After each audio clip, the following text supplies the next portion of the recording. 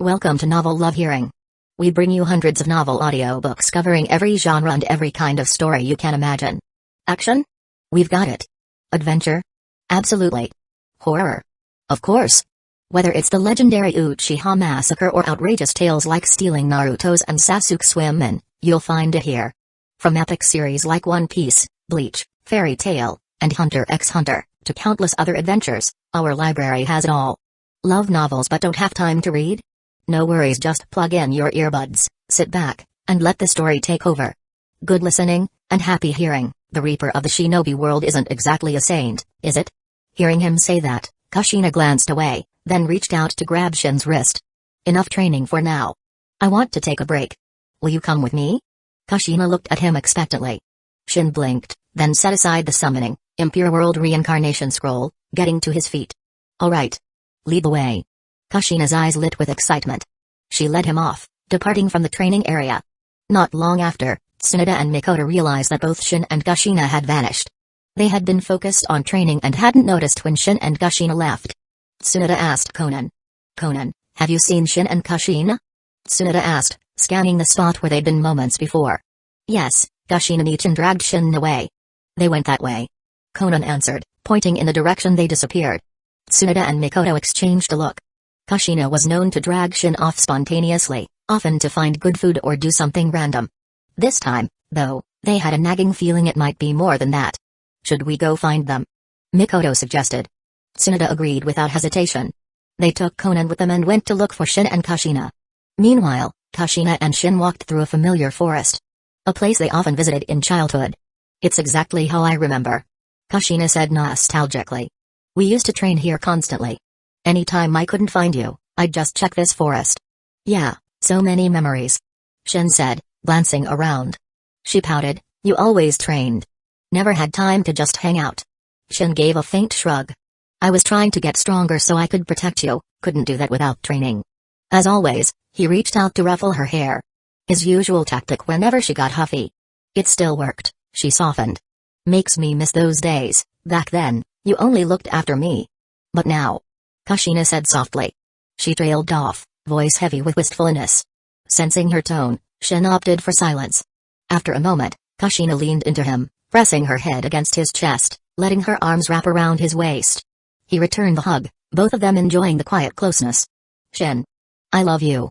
Her words broke the silence. She glanced up, cheeks reddening, forcing down her embarrassment. Shin wasn't shocked, he'd known how she felt for a long time. Still, he gave her a reassuring smile, and her eyes shone with hope. What about you? Do you love me back? Kushina asked nervously. Of course I do, Kushina. Shin said, tightening his embrace. Kushina visibly relaxed, tension slipping away. She'd half feared he'd reject her. I've loved you since we were kids. She admitted softly, resting her head back against his chest. Shin stroked her hair, cherishing the moment. Then she spoke again, gaze flicking up to meet his.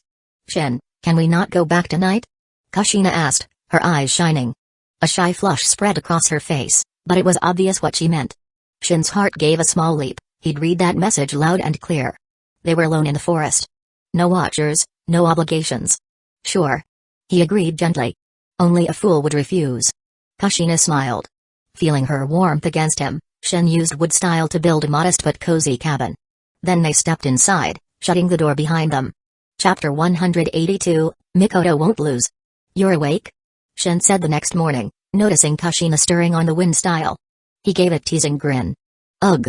Everything hurts. She groaned. All your fault. She snapped, giving him a playful nibble on the arm. Shin laughed quietly, letting her vent. After a minute, she released him and sighed. What time is it? She asked. It's already morning. Want to get up? Shin asked gently. She flushed, burying her face in the blankets. I can't even stand, thanks to you. She muttered, glaring up at him. He rubbed his neck sheepishly. Want a hand? Just hold me a little longer. She mumbled, voice muffled against his shoulder. They stayed that way for hours, dozing off and waking up together until midday came around. Kushina's stomach began growling noisily. I'm hungry. She murmured. Then let's get up and eat something. Shin said. He teased her with a little pinch to the cheek. Fine. But can you leave first? I need to get dressed. She blushed fiercely. Why are you shy now? It's not like I haven't seen it before. he pointed out with a chuckle. Once Shin was dressed, he exited the cabin. After a short while, Kushina emerged, albeit walking somewhat gingerly. She caught Shin's eye and turned scarlet, scowling at him. "Don't look at me like that. It's your fault I can hardly walk," she grumbled. He offered a mischievous grin. "Let's head back. I'm guessing Tsunade and the others are worried about us." He scooped Kushina up in a princess carry and opened a Yamatsu Hirasaka portal. Moments later, they stepped into their home's main room, where Tsunade, Mikoto, and Konan were waiting. "Kushina-nichan, you're finally back!" Konan exclaimed, running over. Kushina quickly buried her face in Shin's chest, suddenly self-conscious in front of Tsunade and Mikoto. The pair stared, and it didn't take them long to guess what had happened. Tsunade gave a brief huff. Mikoto glanced at them with a darkly conflicted expression. "Do you think they already did it?" Mikoto whispered to Tsunade. Tsunade didn't answer, but she knew it was highly likely. "Kushina, mind stepping down?" Shin said softly. Kushina carefully stood on her own, her cheeks still bright pink. Seeing the way she moved, Tsunade and Mikoto were all but certain. "Humphrey." Tsunade couldn't help but scoff. Mikoto glared at Shin, who felt a chill. "Mikoto, can you make us something to eat?" "We haven't eaten since yesterday," Shin said awkwardly. He wasn't good at handling this kind of situation. "Sure." Mikoto glared at him for a moment longer, then went to the kitchen.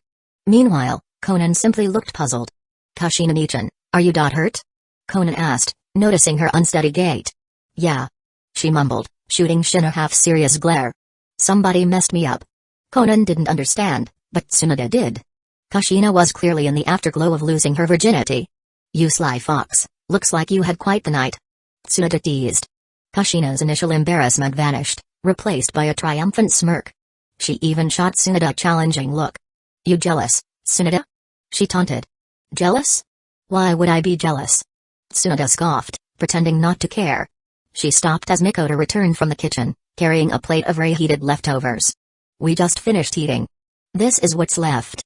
I heated it up for you," Mikoto said stiffly. "What? You're giving us leftovers?" Kushina complained, wrinkling her nose. Mikoto's gaze flicked between them. "Yes, leftovers. Beggars can't be choosers." "Humphrey." She trailed off, depositing the food on the table with a flourish, then sat down. Her eyes never left Shin, practically pinning him in place. Shin felt a sweat drop forming. Appreciate it," he offered, trying to diffuse the tension. Kushina inhaled, then forced a grin. "It sure smells great." "Thank you, Mikoto," she said, swallowing her pride. Yet the tension in the room was palpable. With an awkward giggle, she whispered in Shin's ear, "Smell that sourness in the air? Hey, guess I'm the victor here." Mikoto's fists clenched at that remark. She shot up from her seat, grabbing Shin's wrist. "Come with me," she said in a low voice, dragging him outside. "Huh? Wait, Mikoto, what?" Kushina stared after them, her brow furrowing. Tsunade smirked from her seat. "They're heading into the forest. My guess is you're about to face some competition," Tsunade said quietly, eyes flashing with amusement. "You think Mikoto would?" Kushina blurted. Then she shook her head. "No way. She's not that bold." Tsunade shrugged. "You never know, I'm waiting for the show." Outside, Mikoto yanked Shin into a secluded clearing among the trees. "Mikoto, what's going on?" he began, but she interrupted. "I love you, Shin." Mikoto blurted, face flushed. Shin froze, momentarily stunned. He knew she had feelings for him, but she'd never been so direct. Her gentle, reserved nature was unlike Kushina's fiery boldness. She, however, felt her courage draining when he just stared. Tears welled up unbidden in her eyes. Don't reject me, please," she whispered, voice trembling. "I'd never reject you," he said hastily, stepping forward to wipe away her tears. "Of course I love you. You're sweet, thoughtful. Why wouldn't I love you? Really?" Mikoto's voice quivered, tears slipping free again, this time in relief. Shin smiled tenderly. "Absolutely. You're beautiful, inside and out. I'd be crazy not to care about you." Mikoto sniffled, cheeks aflame. Then she inhaled deeply. "I want to do what you and Kushina did," she said softly, looking at the ground. "I want to be yours." Though her face was betrayed, the determination in her eyes shone as she looked up. She refused to lose to Kushina in any sense. Shin, reading that resolve, gently cupped her cheek. "Then let's go somewhere more private." Chapter 183, Aren't You Jealous? Night had already fallen, and it was well past 10 o'clock, yet Tsunade, Kushina, and Conan were all still awake. Well, look at that. Tsunoda said with a sardonic twist of her lips, eyeing Kushina. I guess I hit the nail on the head. Seeing Kushina's hair, normally a vibrant red, appear faintly tinged with green under the lamplight, Tsunoda originally wanted to poke fun at her. Instead, she found she couldn't. An odd twinge of sourness bubbled up in her own chest, spoiling the joke. Where did Shin and Mikoto Nichin run off to? Conan yawned, half asleep as she leaned on the table. Kushina. Tsunoda continued, turning her gaze toward the redhead. You probably have a clue where they are, right? I have a pretty good idea. Kushina replied dryly. But they're definitely not coming back tonight. I'm not going to go out searching. What good would that do? She gave a heavy sigh and left the room. Even though her body was mostly recovered, thanks to her Uzumaki healing factor, her mood was still plummeting. Hey, you heading to bed? Tsunoda called after her. What else am I supposed to do if I don't sleep? Kushina retorted with an eye roll. They won't be back till who knows when. Might as well wait till tomorrow. Then I'll deal with that jerk. She stamped off to her bedroom, though it was obvious the spark of jealousy still lingered. Despite that jealousy, she wasn't about to go charging off in the middle of the night. Tsunoda, too, turned in for the night, leaving Conan barely able to keep her eyes open, to shuffle back to her own room. In a sense, Conan was the most baffled of all. She had no idea how to interpret any of it. By the time morning rolled around, Shin finally returned with Mikoto in tow. Waiting for them at home was an agitated Kushina. Mikoto leaned on Shin's arm for support, looking drained. Unlike Kushina, who had inherited strong Uzumaki healing, Mikoto's recovery took longer. She was still feeling weak, nearly stumbling with every step. If not for Shin helping her, she likely would have collapsed from fatigue. So, Kushina said from where she stood, arms folded and perched atop a chair for height. You two got everything you wanted out of your big outing? Mikoto's cheeks flushed with embarrassment as she looked over at Kushina. Despite a pang of guilt, she couldn't muster more than a polite, apologetic nod. She knew well how close Kushina and Shin were, so it was tough not to feel like some kind of interloper. Tsunoda was standing at the side, eyeing Shin with a mixture of amusement and vexation. It was obvious she had some complicated feelings swirling in her mind. Ahem, Kushina, maybe we can keep the conversation civil? Shin ventured. Humphrey. Shin, you jerk. I'll make sure you pay for this. Kushina snapped. She balled her fists, shooting him a lethal glare. With no excuse for his behavior, Shin had little choice but to submit. After all, just the day before, he'd been with Kushina. Now, not even a full day later, he'd spent the night with Mikoto. That was enough to make him come off like a complete scoundrel. Of course Kushina was angry. Let's at least get Mikoto back to her room, Shin said, trying to change the subject. She needs rest. Her constitution couldn't match Kushina's, so she definitely needed to lie down. Mikoto could hardly stand. He guided Mikoto to a bedroom, then emerged to face a seething Kushina. Grr. You horrible jerk, she hurled a punch. He didn't even dodge, her fist stopped just short of his nose. Why aren't you trying to dodge? She demanded. I don't feel right dodging. Maybe you should blow off a bit of steam. Shin answered resignedly. He was genuinely remorseful. Yesterday it was Kushina, today Mikoto. He looked pretty guilty even in his own eyes, so taking a few hits felt like the least he could do. TCH, letting you stand there like some punching bag isn't any fun. Kushina lowered her fist and snorted. Guess you can't bear to hit me, huh? Shin teased softly. If you keep that smug face up, I'll beat you to a pulp for real. Kushina threatened, brandishing her knuckles in front of him. He instantly raised his hands in surrender, wisely deciding not to push her buttons further. Kushina felt a swell of relief. Putting him in his place gave her a little satisfaction. Wait, Kushina, that's it? Tsunoda interjected. You're just letting him off? This scumbag basically stuck you with a green. Shin shot Tsunoda a dark look. Was she stirring the pot on purpose? He was tempted to teach her a lesson right there. She only returned his glare. She, after all, felt miserable for her own reasons, so fanning the flames at Shin's expense gave her a small twisted relief. You're not jealous, are you? Shin asked, stepping toward her with a sly smile. Is that why you're stirring things up? Ha. Ridiculous. Tsunoda scoffed. Why would I be jealous? Don't go flattering yourself, brat. I'm not pining after you or anything. But her voice lacked conviction. Shin leaned closer, nearly brushing her face. Your eyes say otherwise. You sure you're not just in denial? Shin prodded, leaning in so near that their noses almost touched. What are you two doing? Kushina cut in sharply, shoving herself between them. She glowered at Shin. Acting like I'm invisible? Hello? Tsunada's cheeks colored faintly, and she quickly stepped away. Her emotions were all over the place. Maybe she really had felt a pang of jealousy. She might have tried to bury it, but the truth was harder to deny. Shin's power, looks, and presence made him impossibly hard to ignore. Kushina grabbed Shin's ear and dragged him away. She hadn't settled the score with him for sleeping with Mikoto, and now he was flirting with Tsunada? She had calmed down, but now her anger flared up again. She had to teach him a lesson. Chapter 184, System Upgrade. Shin, what happened to you? Conan asked, blinking in surprise as she eyed Shin's torn, disheveled clothes. Shin's expression soured. This sorry state was entirely thanks to Kushina venting her anger on him. Though he hadn't been injured at all. His outfit ended up in tatters. But Shin couldn't bring himself to admit this to Conan. He couldn't let her image of him, the great and shining hero, be tarnished. I was, messing around with a new jutsu. Shin lied, giving a light cough. It blew up in my face. Hence, I ended up looking like this. Conan seemed to buy it. She had no clue that Shin's true predicament was due to Kushina's fists of rage. They returned to the house, where Kushina stood waiting, arms folded.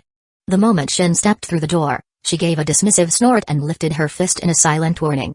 Damn, that's a pitiful look. Tsunada added. But serves you right.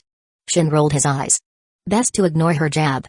He headed straight to Mikoto's room to see how she was feeling. She was still napping, and he wasn't about to disturb her, so he closed the door gently and made his way into the kitchen. With Mikoto out of commission, and Tsunada and Kushina hopeless at cooking, lunch fell to him. That was how it always went, Mikoto or Shin took on the cooking, never the other two. Tsunada and Kushina's dark cuisine was a taste no one dared suffer twice. Conan, sensing Shin was preparing the evening meal, trotted over to help. She wasn't much of a chef, but she could at least wash vegetables and pass him cooking utensils. Still not ready yet? Kushina called from the hallway, poking her head inside the kitchen. She looked oddly cautious, glancing around as if worried. I'll be done soon. Just wait a bit longer. Shin said. I'm starving here. She muttered. Then her eyes narrowed. By the way, about earlier. Are you mad at me? She sounded nervous. During her outburst earlier, she hadn't exactly gone easy on him. Why would I be mad? I figure you needed to blow off some steam. Shin answered. But hurry out of the kitchen. I can't focus with you around. Kushina let out an embarrassed huff before stomping away. As soon as lunch was done, Shin had Conan help carry dishes to the table, then went to fetch Mikoto. After half a day's rest, she'd mostly recovered. Shinobi bodies bounced back fast. Even so, Mikoto's cheeks flushed bright red when she took her seat. Shin gave her a slight smile. She still seemed mortified, and he wondered if there was a way to help her relax. Meanwhile, Tsunada and Kushina exchanged some cryptic whispers, leaving Shin to wonder what they were plotting. Once lunch was over, Shin headed outside with Conan in tow, taking her to practice. He gave her pointers on her technique, occasionally stepping aside to attempt melding the 7 nature transformations to achieve Kakemura, but as usual, found no immediate success. Some people are born with it. Others have to claw their way there. He muttered. It's almost unfair. But upon remembering his own cheat-like system, Shin shook his head. He really had zero right to complain about unfairness. Ding. System upgrade initiated. System functions will be unavailable during this process. Startled, Shin checked the system panel. Only to see, system upgrading. Hey, system, you still there? He asked mentally. Silence. It really had gone offline. No warning, no time frame for completion. He still had 4 replication cards. 1 divine, 1 advanced, and 2 common. Left unused. Hopefully they won't vanish by the time you're done upgrading. Shin muttered to himself. He exhaled and forced a grin. The system would upgrade at its own pace. So for now, he'd just focus on daily life and training without worrying about copying new abilities. Shin? Conan asked, tilting her head. Something wrong? Nope, I'm good. He said, giving her hair a gentle ruffle. You wanna rest? You've been pushing yourself pretty hard. I can keep going. Conan insisted. Take it easy. You're already more talented than most shinobi your age. No need to strain yourself. Eventually, they paused for a break, and Shin helped refine her paper ninjutsu a bit more. Though, for him personally, it wasn't that useful. He had far too many other jutsu at his disposal. Rin-tensei again powers, wood style, ice style, magnet style, and so forth. Paper ninjutsu felt trivial in comparison. By the time they wrapped up, Shin decided to head back and call it a day. He had also been researching how to fuse the 7 chakra natures, but he hadn't made much progress. He was tempted to just give up and copy Kakemura from Kaguya Otsutsuki after she was revived. The system would probably be done upgrading by then. But he had nothing else to do, so he might as well keep trying. If he really couldn't figure it out, he could always copy it from Kaguya. Chapter 185, Mikoto awakens the Mangekyo. Why are you so excited? Shin asked, seeing Kushina rush toward him with an overjoyed expression just as he and Conan returned home. Take a guess. If you get it right, there's a reward. Kushina grinned mischievously, eyes dancing with anticipation. Internally, Shin rolled his eyes. Guess? He wasn't a mind reader, how could he know why she was all worked up? Knock off the riddle game, Kushina. Just tell me. Shin waved a hand dismissively. Knew you'd say that. Honestly, I'm not the one who should be celebrating. Mikoto is. Kushina looked behind her at Mikoto. Shin turned, a bit puzzled, toward Mikoto. Catching his gaze, she silently activated her Sharingan, revealing 3 tomoe that spun rapidly. Then joined together to form a kaleidoscopic pattern. Mikoto, you awakened the Mangekyo Sharingan? Shin's face lit up in genuine surprise, never expecting Mikoto to suddenly unlock the Mangekyo. I realized it earlier. Mikoto gave a faint nod. She was just as happy. After all, for an Uchiha, unlocking the Mangekyo Sharingan was a monumental milestone. Shin frowned slightly, trying to puzzle out how it happened so suddenly. Could it be connected to what happened the other night? He quickly dismissed the notion of dual cultivation in the Naruto world. Didn't exist. It was more likely an emotional trigger. Sadness, joy, love, anguish. Many strong emotions could spark a Mangekyo. But the exact how didn't really matter.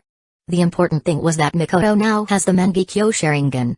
Mikoto, don't overuse your Mangekyo. Shin cautioned. Even though it's a great boon, the Mangekyo can lead to eventual blindness with excessive use. Just like Sasuke Uchiha, who almost went blind after using his Mangekyo Sharingan too much. Shin didn't know how to help Mikoto awaken the eternal Mangekyo Sharingan yet, so he advised her to avoid using it too much. Right, Mikoto, which abilities did you get? Shin asked curiously. Kushina, Tsunade, and Conan all turned to Mikoto, eager to hear her answer. Despite seeing Mikoto so thrilled, they'd never thought to ask about her new ocular powers. 2 Ganjutsu, my left eye has Tsukaimi, and my right eye has Koto Umatsukami. Mikoto replied softly. Shin's eyebrows shot up. If Mikoto truly had those 2 techniques, she might become the strongest Ganjutsu-type ninja out there. Aside from Shin himself. He was already familiar with Tsukaimi, though his version wasn't exactly a direct Mangekyo technique but an advanced replica. But Koto Umatsukami was even more formidable, allowing the user to infiltrate a target's mind without detection and alter their will, permanently rewriting their thoughts. Possibly the only Ganjutsu mightier than that was Infinite Tsukaimi. The world-scale illusion. These 2 Ganjutsu are insanely strong. You could probably defeat Tsunade or Kushina if you use them. Shin remarked, half joking. Koto Umatsukami, in particular, was a terrifying tool. Mikoto's spiritual energy easily surpassed both Tsunade's and Kushina's, so controlling them should theoretically be possible. Is it really that powerful? Kushina frowned in mild disbelief. Tsunade, however, found it quite plausible. Sharingan-based illusions were renowned for their lethality. Skilled Ganjutsu users sometimes ended battles in an instant, leaving opponents with no idea how they lost. Well, I wouldn't want to use them on you too. Mikoto said, smiling gently. Then she explained the workings of Tsukaimi and Koto Umatsukami to Kushina and Tsunade, who fell silent upon hearing how broken those abilities sounded. Sharingan powers are that overpowered? Kinda makes me jealous. Kushina muttered. But it can't control just anyone. Shin chimed in. If Mikoto tried using it on someone like Madara Uchiha, it probably wouldn't work. Against someone with immense spiritual power, illusions might fail. That was the reality for all Ganjutsu, no matter how impressive. Oh, so it's not all that then? Kushina said, sounding relieved. Huh? It may not be invincible, but it'd still work perfectly on you. Shin shot her a sidelong glance. Ugh. Mikoto, promise me you won't mind hack me. Kushina quickly pleaded. Well, that depends on how you behave. Mikoto teased, flashing her a sly smile. Anyway, the Mangekyo Sharingan is seriously dangerous. Looking back, the Senju clan must be pretty impressive to have bested the Uchiha time and time again. Tsunade commented. Impressive? Doesn't look that way now. The Uchiha are still around and wealthy, while the Senju have almost nothing. Kushina interjected. Boom. Tsunade smacked Kushina's head. Who says we have nothing?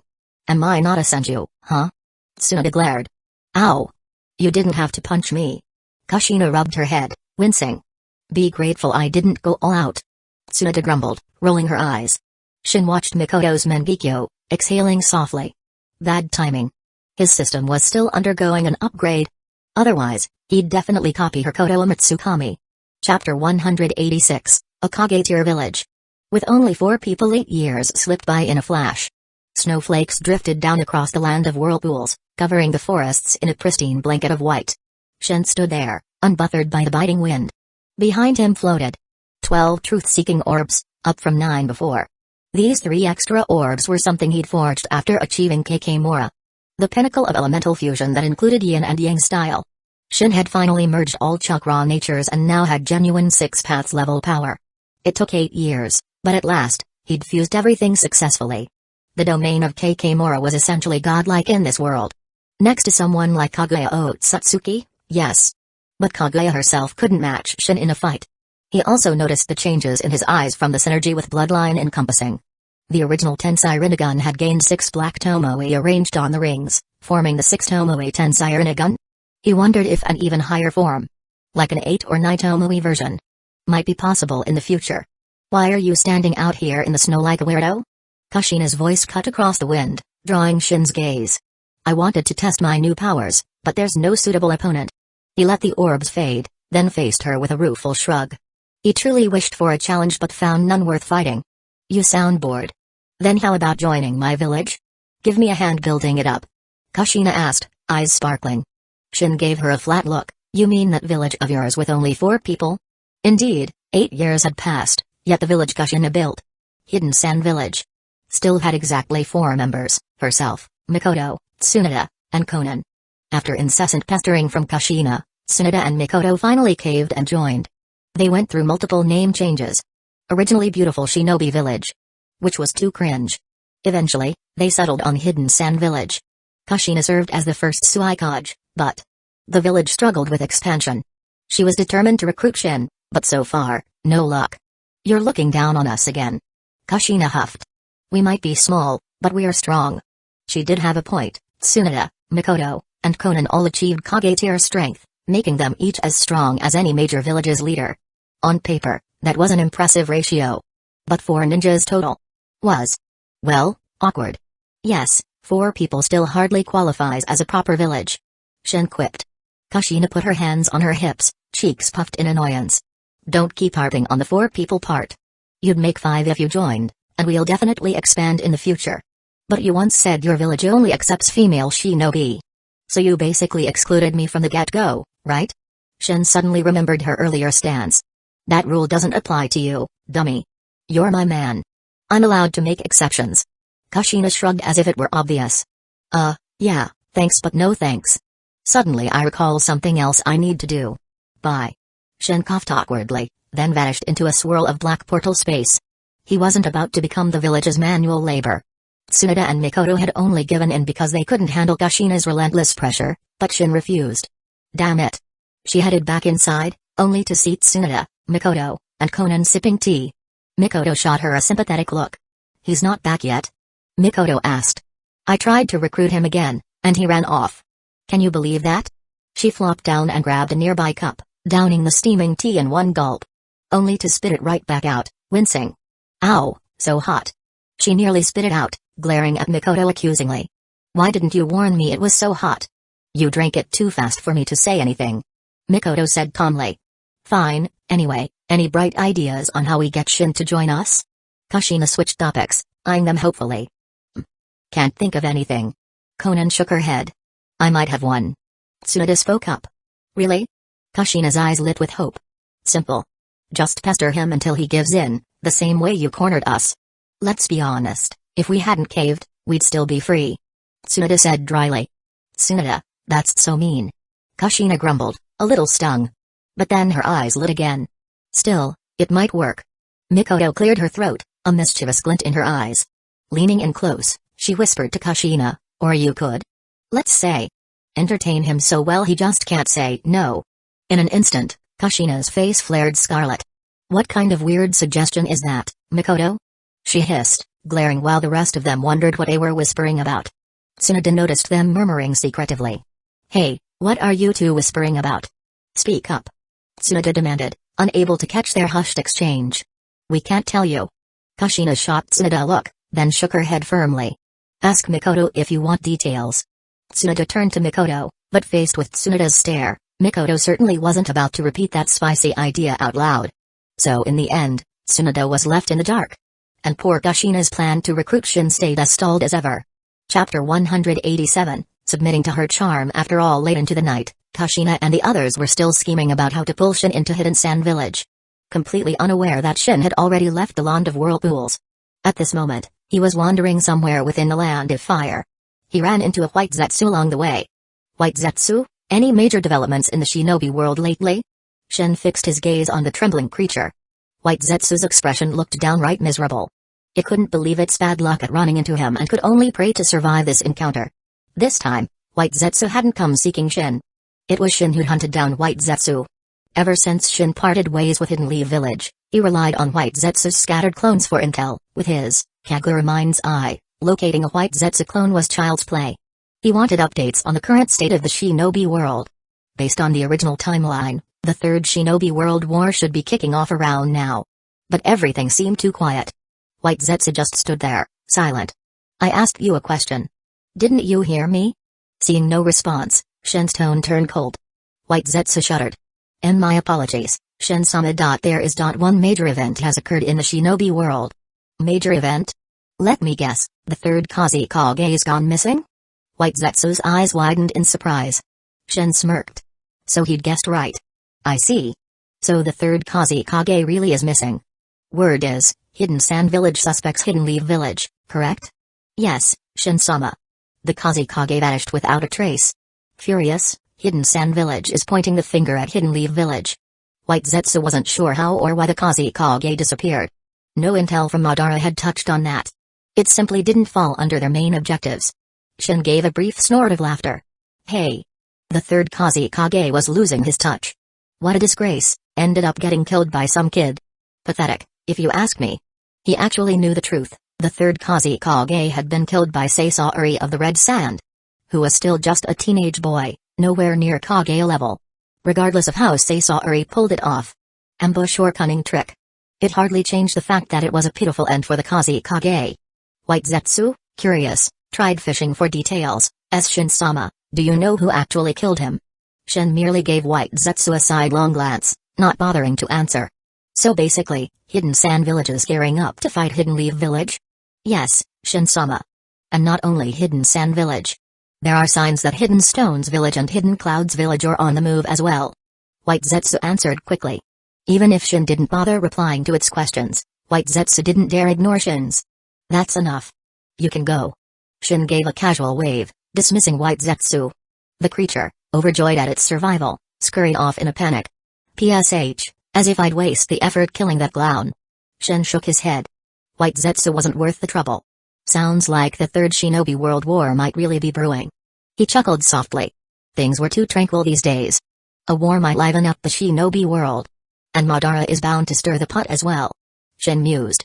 Surely the old Uchiha planned to orchestrate a full-scale conflict to weaken each hidden village, clearing the way for his Eye of the Moon plan. If Shin were in Madara's shoes, he'd do the same.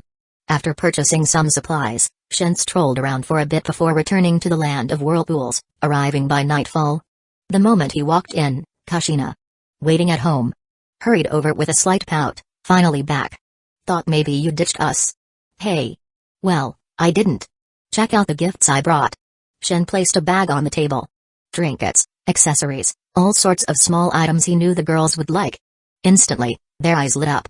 Mikoto and the others rummaged eagerly through the stash, letting Shin breathe a quiet sigh of relief. While they were occupied, Shin opened the system panel in his mind. The interface still read, System upgrading. This so-called upgrade had been going on for 8 years with no sign of completion. If not for the fact that the interface still existed, Shin might have presumed the system was broken. Suddenly, Kushina tugged on Shin's sleeve. Hey, come with me a second. She led him into her room, shutting the door and turning the lock. Mikoto, from the living area, blinked in surprise. No way. Did she actually go through with that plan? What plan, Mikoto-ne? Conan asked, blinking innocently at Mikoto. Mikoto's cheeks went pink. She declined to explain further, especially not to an innocent girl like Conan. Meanwhile, Tsunade smirked, half guessing what was up. The next morning, Kushina emerged looking worn out, but triumphant. Like someone who'd scored a hard-fought victory. Hey.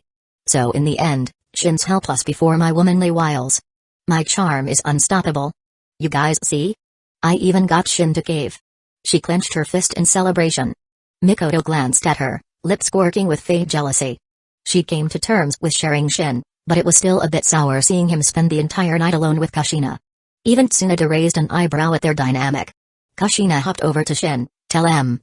You've finally agreed to join Hidden Sand Village. Isn't that right? Shin shrugged, a half-smile crossing his face. Shin nodded. In the end, he'd yielded to Kushina''s persuasion. And after last night's efforts, plus some brand new moves she'd never tried before, well, worth it. TCH. Mikoto scoffed, rolling her eyes.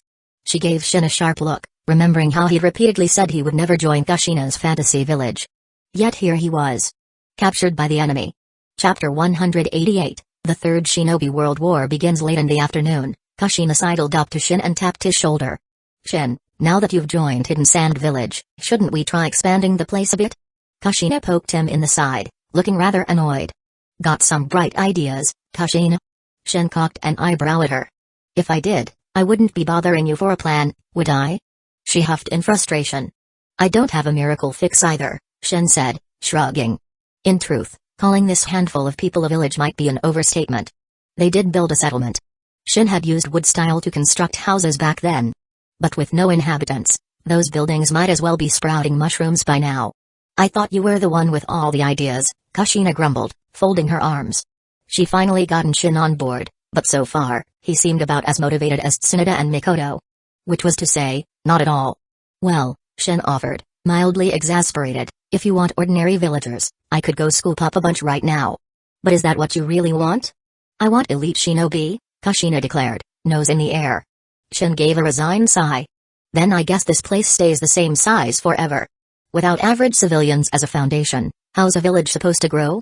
Even average townspeople are a cornerstone of any hidden village. They provide fresh blood, an economy. Basically everything you need to expand.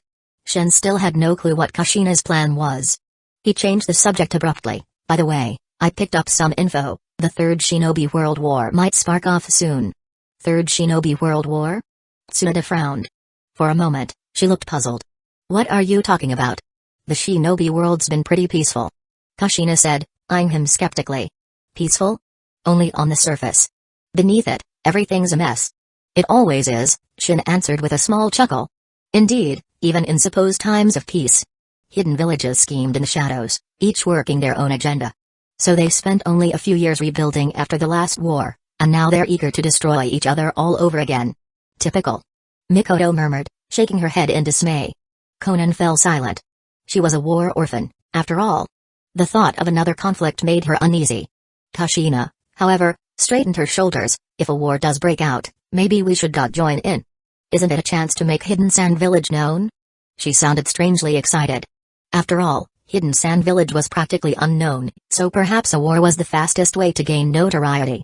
Tsunade gave her a withering look, and Mikoto similarly folded her arms in disapproval. Kushina turned back to Shin with questioning eyes, waiting for his take on the looming conflict. War hasn't fully erupted yet, let's wait until it does. No need to rush. Shin said calmly. I've got bigger fish to fry. He'd been finalizing a new jutsu, something that demanded all his focus, and now it was nearly complete.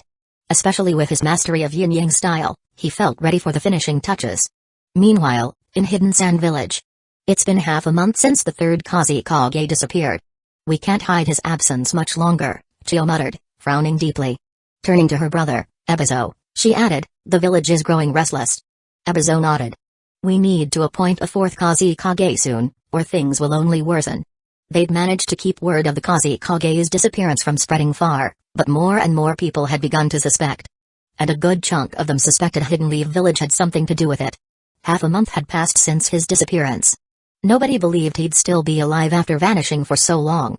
Who in the world murdered him? Could it be Shin Uzumaki? At the name, Chio's expression darkened. She disliked even thinking about that reaper of the shinobi world. Shin, after all, was the only person she knew capable of casually assassinating a Kage. No clue. But even if it was him, Hidden Sand Village can't hope to stand against Shin. He's only grown stronger over the years. Chio gritted her teeth. Indeed, If Shin truly had done it, attacking him would be suicidal.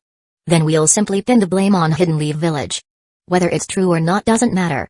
As long as we accuse Hidden Leaf Village, we can rally the village. Ebizo suggested. You want to accuse Hidden Leaf Village? That'll mean another war. Chio muttered, albeit with grim acceptance. Today's Hidden Leaf Village isn't what it used to be. No Shin Uzumaki, no Tsunade, and no Sakamo Hatake. At that, Chio's features hardened. Ebizo inwardly cursed himself for bringing up Sakamo Hatake. Chio's son and daughter-in-law had died at his hands. Unfortunately, Sakamo had taken his own life some years back, meaning Chio never got her revenge. A snarl crept over her face. Fine. Let's do it. We proclaim that Hidden Leaf Village is behind the third Kazekage's disappearance. And we rally for vengeance. Soon after, Hidden Sand Village appointed the fourth Kazekage. Raza, father of the future Gaara. For now, Gaara wasn't even born. Raza had studied under the third Kazekage, inheriting magnet style. While the third specialized in iron sand, Raza's specialty was gold dust. Once Raza was instated, he immediately led the sand forces in a campaign to avenge the third Kazekage, launching a full-scale assault on the Land of Fire. When news reached Hiruzen Sarutobi, he was flabbergasted. I expected Hidden Sand Village to make some noise, but to outright invade us. But Hidden Leaf Village's intelligence suggested Hidden Sand Village was dead serious. Hiruzen mentally cursed that incompetent Kazekage who went missing, only for Hidden Sand Village to blame him. Whatever the reason, the moment Hidden Sand Village's army invaded Land of Fire territory, the Third Shinobi World War officially began. Chapter 189, Will You Become My Woman? The Third Shinobi World War's outbreak didn't catch Shin's attention. At this moment, Shin had poured all his effort into perfecting a new jutsu, and now, it was finally complete. Hard work does pay off. I've finally finished it. Shin's face was filled with joy, even more so than when he had fused the 7 chakra natures to obtain Kakemura. Finished what? You seem really excited. Tsunade, along with the others, Kushina, Konan, and Mikoto, walked over, curious about Shin's excitement. They were all puzzled about what groundbreaking jutsu he had possibly created to be this elated. I couldn't help but be excited. And, I'm sure you'll be even more excited when you know. Shin, full of energy, picked up the nearest person, Mikoto, and kissed her on the cheek. Mikoto's face immediately flushed bright red. That's not fair, Shin. Kushina's voice dripped with jealousy. Ignoring Kushina's reaction, Shin placed Mikoto down and said, If I told you, I can make you immortal, would you believe me? The 4 women, Kushina, Tsunade, Mikoto, and Konan, exchanged looks before shaking their heads. They didn't believe him. Some of them even thought he might be feverish. Wake up, Shin. Even the Sage of 6 Paths died. How could you make us immortal? Tsunade said, voicing their disbelief. Who said the Sage of 6 Paths is dead? I can say with complete certainty that he's still alive. Since Shin had become truly 6 Paths level, he felt confident in his ability to remain eternal, thanks to his new power. So, he was absolutely sure that Hagoromo Otsutsuki wasn't dead. What used to be just a guess now felt like a certainty to him. Hearing Shin's passionate words, the women started to believe him. Their eyes began to glisten with hope. So, Shin, what's your plan? Kushina asked, eager for answers. I've developed a jutsu that links your life force to mine. Once we're linked, you'll live forever. Shin was already immortal himself. As long as the system didn't collapse, he wouldn't die. And since he'd become 6 Paths level, even without the system, he could still achieve immortality. Plus, Shin's eye technique, Tenmomai, could reverse time. Thanks to this, he could always restore his body to its previous state. This technique wasn't just about reversing a few minutes or hours. Shin could go back years, up to 5, whenever needed. Since his abilities had been enhanced exponentially with the Rintenseagen, he now had access to incredible power. With the help of his system's replication cards, Shin could even replicate lifespans.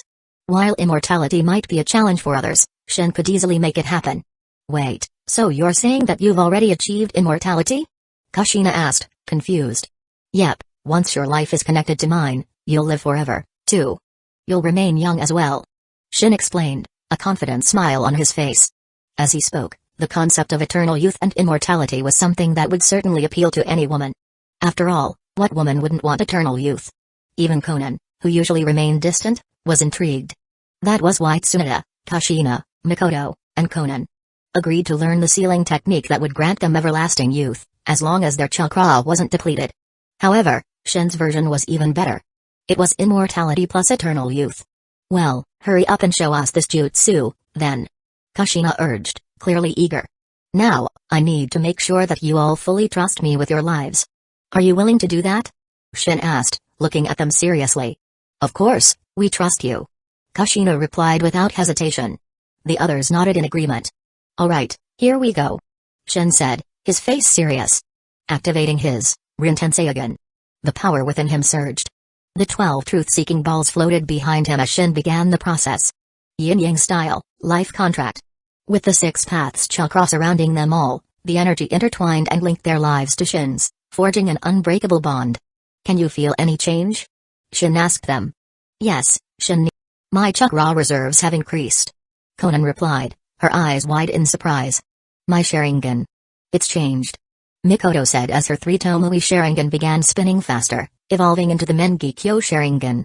With a surge of power, Mikoto's Mengekyo evolved into the eternal Mengekyo Sharingan. She felt her chakra increase exponentially. A feeling of limitless energy.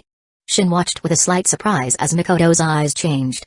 The evolution from Mengekyo to eternal Mengekyo Sharingan was remarkable. The connection with Shin's life force had triggered something incredible in her. Similarly, Conan's chakra had grown stronger. Kushina and Tsunade also reported that they felt their chakra increase as well. It seems everything is going according to plan. Shin said with a grin, pleased with the results. It feels like my life force is off the charts. Tsunade said, inspecting her own newfound power. Tsunade checked herself, realizing that her vitality had reached extraordinary levels.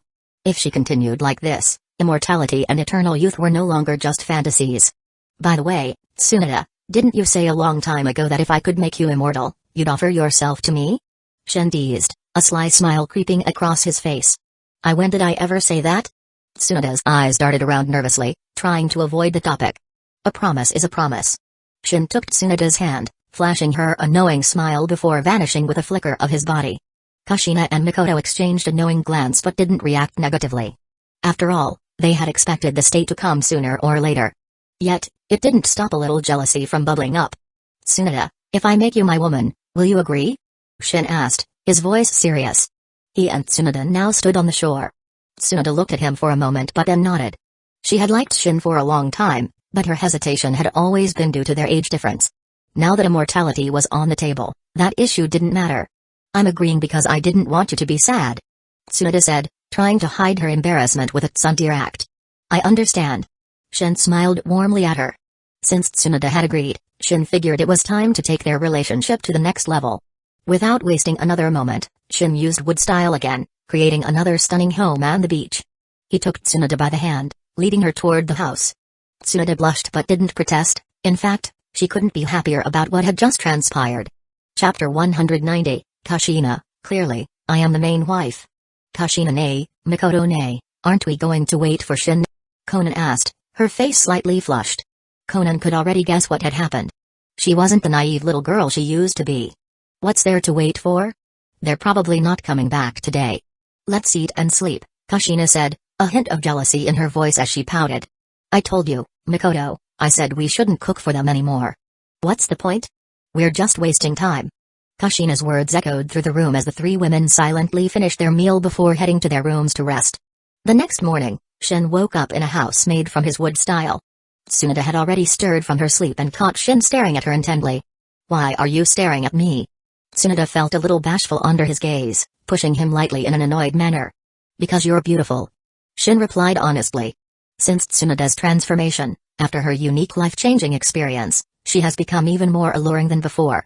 Oh, really? In that case, which do you think is more beautiful? Me, or Kushina and Mikoto? Tsunade dropped the bomb with a playful glint in her eyes. It was a dangerous question. Shin froze for a moment. If he said Mikoto or Kushina was more beautiful, he'd be digging his own grave. If he said Tsunade, then... well, she would tell Kushina and Mikoto, and he would still be in trouble.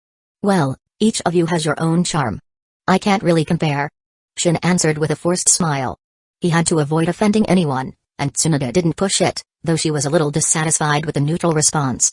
How are you feeling, Tsunade? If you're good, we should head back. Shin asked, though Tsunade's posture was a bit stiff. Despite being her first time, Tsunade had recovered fairly quickly thanks to her sage body, but she was still hesitant to go back. The reason was, of course, a bit of shyness. No rush. I'm in no hurry. Tsunade responded, but Shin noticed the faint unease in her expression. Are you nervous? Shin raised an eyebrow, a teasing grin on his face. Nervous? What's there to be nervous about? Tsunade retorted, though her words lacked conviction. Then why not go back? Shin asked, clearly enjoying the banter. I just wanted to spend a little more time alone with you. Is that so wrong? Tsunade gave him a hard look but softened a little. Alright. I get it. Shin stopped teasing her, realizing if he pushed any further, she'd likely land a few punches on him. They stayed until noon, and Tsunade and Shin eventually made their way back. When they arrived at the house, it was empty, much to Tsunade's relief. She could relax now, not having to face anyone just yet. Not long after, Kushina, Mikoto, and Conan returned, each carrying freshly caught rabbits and mushrooms. These rabbits are cute. What a shame they're already dead. Shin remarked, looking at the unfortunate rabbits, already resigned to becoming their lunch. Don't you think this rabbit looks a lot like you? Kushina deadpanned, waving the lifeless rabbit in front of him, her dark aura palpable. Shin was a bit scared of her. But soon enough, Kushina turned away, directing her attention to Tsunade, her voice dripping with subtle accusation. Looks like you got your wish, huh? Kushina's words were laced with a knowing tone.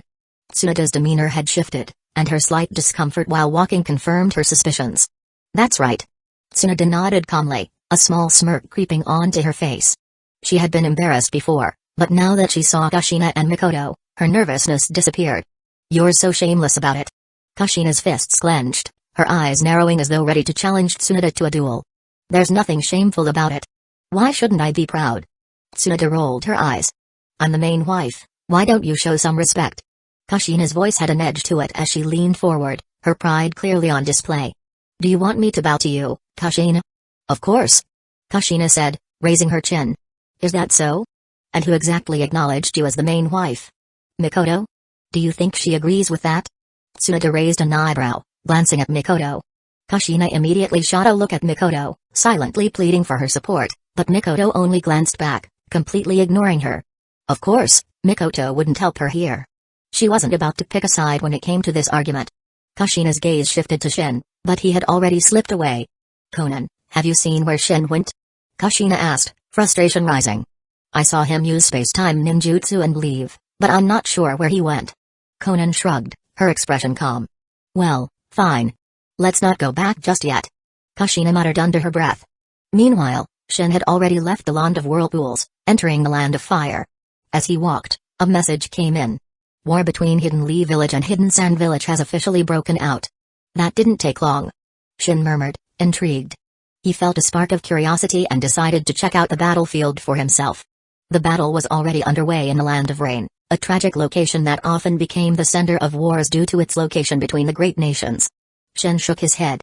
The poor Land of Rain always seemed to suffer during times of war. There was no escaping it. The country had a history of being caught in the crossfire of the great nations. Its land often becoming the battlefield in global conflicts. Shin figured it was no coincidence that the country had ended up as a casualty in yet another conflict. Hanzo didn't dare say anything about the Land of Rain becoming a battlefield again. He was old now and afraid of death. He couldn't risk refusing Hidden Leaf Village and Hidden Sand Village, especially after Hidden Rain Village's heavy losses in the Second Shinobi World War. Hidden Rain Village's strength had been halved. As a small village, they didn't have the resources to recover quickly. Hanzo wouldn't participate in this war. Even if Hidden Sand Village invited him, he wouldn't join. He had learned his lesson from the last war. Chapter 191, System Upgrade completed. Shin had decided to head for the current battlefield, not just to watch the fireworks but also for one other reason, to see Nagato Uzumaki. If events were playing out like the original timeline, Yahiko should have already formed the Akatsuki by now. Of course, Shin had no interest in Yahiko. The idealistic fool was bound to meet an untimely end. You couldn't just talk your way to world peace without possessing certain main character perks. Like Naruto's unstoppable art of negotiation. If lofty speeches worked that well, the shinobi world would have been peaceful ages ago. With Yahiko out of mind, Shin had set his sights on Nagato, more specifically Nagato's Rinnegan. Technically Madara Uchiha's Rinnegan. Shin couldn't help but wonder if Madara might have a stroke if he learned that Shin was dropping by to visit Nagato. Even a hardened schemer like Madara might find it tough to keep his cool. I should head back first and let Tsunade and the others know. Shin thought aloud. They'll only worry if I disappear without warning. He hesitated a moment. Then activated Yamatsu Hirasaka, and portaled home. It wasn't like they could literally devour him, even if Kushina might try. Huh, and here I thought you weren't coming back. Kushina said crossly the instant Shin reappeared. Shin, you haven't eaten yet, right? I saved some food for you. Mikoto asked sweetly, stepping forward with a plate of warm leftovers. Mikoto, you're the best. Shin replied, grinning. Then he darted a glance at Tsunade and Kushina. Kushina's brows arched. What's that look for? You want a beating, huh? She raised her fists in mock threat. Maybe just feeling itchy. Tsunade added casually, giving Shin a dangerous sideways glare. Ahem, I didn't mean anything. Shin coughed, quickly taking a seat to tuck into the food. Rule number 1 around here, don't poke the hornet's nest. Although they couldn't really hurt him, he didn't like being hit. And he couldn't fight back against his own women. When he finished, Mikoto tidied the plates away like a perfect hostess. Meanwhile, Tsunade and Kushina lounged over cups of tea. Konan, quietly perched nearby, folded her lovely paper creations. An entire menagerie she'd used to decorate the house. Ugh, this tea's so bitter. Kushina complained, setting down her cup. Mikoto's tea is much better. She used to hate tea altogether, but with Mikoto's skill, she'd gradually become a fan. Blame yourself. Tsunade remarked coolly. You're the one who made it. Lucky me, I didn't volunteer, or you'd be blaming me for it. She tried a sip and cringed, quickly pushing it away. Whatever Kushina had done, it tasted like black coffee times 10. Still, if you brewed it, you shouldn't be complaining. Shin teased. Just tough it out. I tried. It's no use. This tastes awful. Kushina stuck out her tongue in disgust. If there was a single positive thing to say about it, she couldn't find it. Too bitter was too bitter. Want to try it? She shoved the teacup in Shin's direction. I'll pass. He said lightly. No sense punishing himself. Just then, a chime sounded in Shin's mind. Except this time, it sounded more like a gentle female voice than an electronic beep. Ding. System upgrade complete. Shin paused. He'd been about to announce his departure for the land of rain, but hearing that, he froze. I just remembered something. You guys chat. I'll be back later. He hurried off to his bedroom, ignoring the suspicious look Kushina shot him. Once inside, he locked the door behind him. If the system was truly done upgrading. After all these years. Who knew what new goodies it might bestow? That system was, after all, his greatest advantage in this world. He certainly wouldn't have gotten so far without it. System, why did your voice change? Shin asked it mentally. He vividly recalled the old mechanical monotone. Now the voice sounded like a cheerful young woman, a far more pleasant tone. He had to admit he preferred it. What exactly changed with this upgrade? You took your sweet time. 8 years or more, right? He tried not to let the impatience seep into his tone. Master, the system can now merge replication cards. 5 common replicate into 1 advanced. 5 advanced become 1 divine. Shin blinked. Well, that was something. He recalled the simpler times when common cards felt like a godsend. But now, they were practically useless. At least he could now fuse them into better versions. Anything else? No, Master. That's it. If you're not happy, please look forward to the next upgrade. He twitched at that. 8 years for this?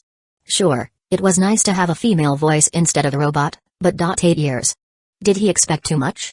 Still, merging cards could be helpful, especially with how his backlog had grown. So. That's it, huh? He murmured. Anyway, you didn't lose my old cards, right?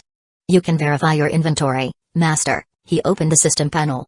Sure enough, Common Replication Card X 7 Advanced Replication Card X 4 Divine Replication Card X 1 12 cards in total. The 4 from before, 1 Divine, 3 Advanced, 1 Common, plus 8 more from these missing years. Not too shabby, though he'd hoped in vain for an extra Divine from the system's generosity. He noticed that fusing 5 Common, 1 Advanced, then 5 total Advanced, 1 Divine meant he could gain a second Divine card anytime. System, if I do fuse them, is it instant? He inquired. Yes, Master. Immediate, Shin nodded. Then there was no need to combine them now. He could do it when he needed to. Chapter 192, Returning to the Land of Rain. After finishing his business with the newly upgraded system, Shin stepped out of his room. Only to be greeted by Kushina's suspicious glare. Shin, what exactly were you doing in there with the door locked? She eyed him warily. You doing something inappropriate? Shin nearly choked on his own breath. I was alone. What do you expect I'd do? Hey, you never know. Thwack. He gave her a light chop to the head. Enough force to make Kushina's eyes go wide as a comical lump rose on her skull. Ow, seriously? It's for your own good. Shin said, not the least bit guilty. Anyway, I need to tell you all something. I'm heading off to the land of rain for a while. Might take some time before I'm back. That got everyone's attention. Tsunade stopped sipping her tea. Mikoto lifted her gaze. Kushina, though still rubbing her head, narrowed her eyes. Why the land of rain? Mikoto asked. Hidden Leaf Village and Hidden Sand Village are already at war in the land of rain, and I plan to check it out. Also, I have some other matters to take care of. Shin shrugged casually. So, who wants to come with me? Not me. Kushina huffed. Tsunade and Mikoto exchanged glances. Then Tsunade frowned. War already started? Yeah, do you want to come to the land of rain and see it? Shin asked, looking at them. What's there to see? I'm not interested. Tsunade waved dismissively. Mikoto looked tempted but was abruptly yanked back by Kushina. Clearly, Kushina wasn't letting her go anywhere. She shot Shin a triumphant grin, like she'd outmaneuvered him somehow. Fine. Shin said, unruffled. Then I'll take Conan. She needs some real combat experience, anyway. He reached for Conan's hand, and in a flash of Yamatsu Hirasaka, the two vanished into a swirling black portal. Gah! Kushina stomped a foot. He took Conan away without even asking her. Kushina, are you regretting not going with Shin now? Tsunade observed, a hint of mischief in her voice. What's there to regret? Kushina muttered, crossing her arms. She refused to admit that it already stung a bit, imagining Shin and Conan traveling together. You're just too stubborn. Tsunade murmured, shaking her head lightly. Meanwhile, Shin had reappeared in the countryside, Conan's hand in his. Rather than teleport directly into the land of rain, he decided to head there on foot, traveling at a more measured pace. Along the way, he wanted to encounter some missing ninja or bandits. Fodder for Conan to sharpen her skills. She'd never taken a life before, and Shin felt a real shinobi's path inevitably crossed that line. He wanted Conan to face the harsh truth of combat. Conan, do you miss the land of rain? He asked as they walked. She shook her head softly. Her old home only held painful memories. Her time there had been shaped by endless war and cruelty. All right then, let's find some bandits. It's time for you to experience the real bloodshed. Shin said seriously. Conan's face turned a little pale at his words.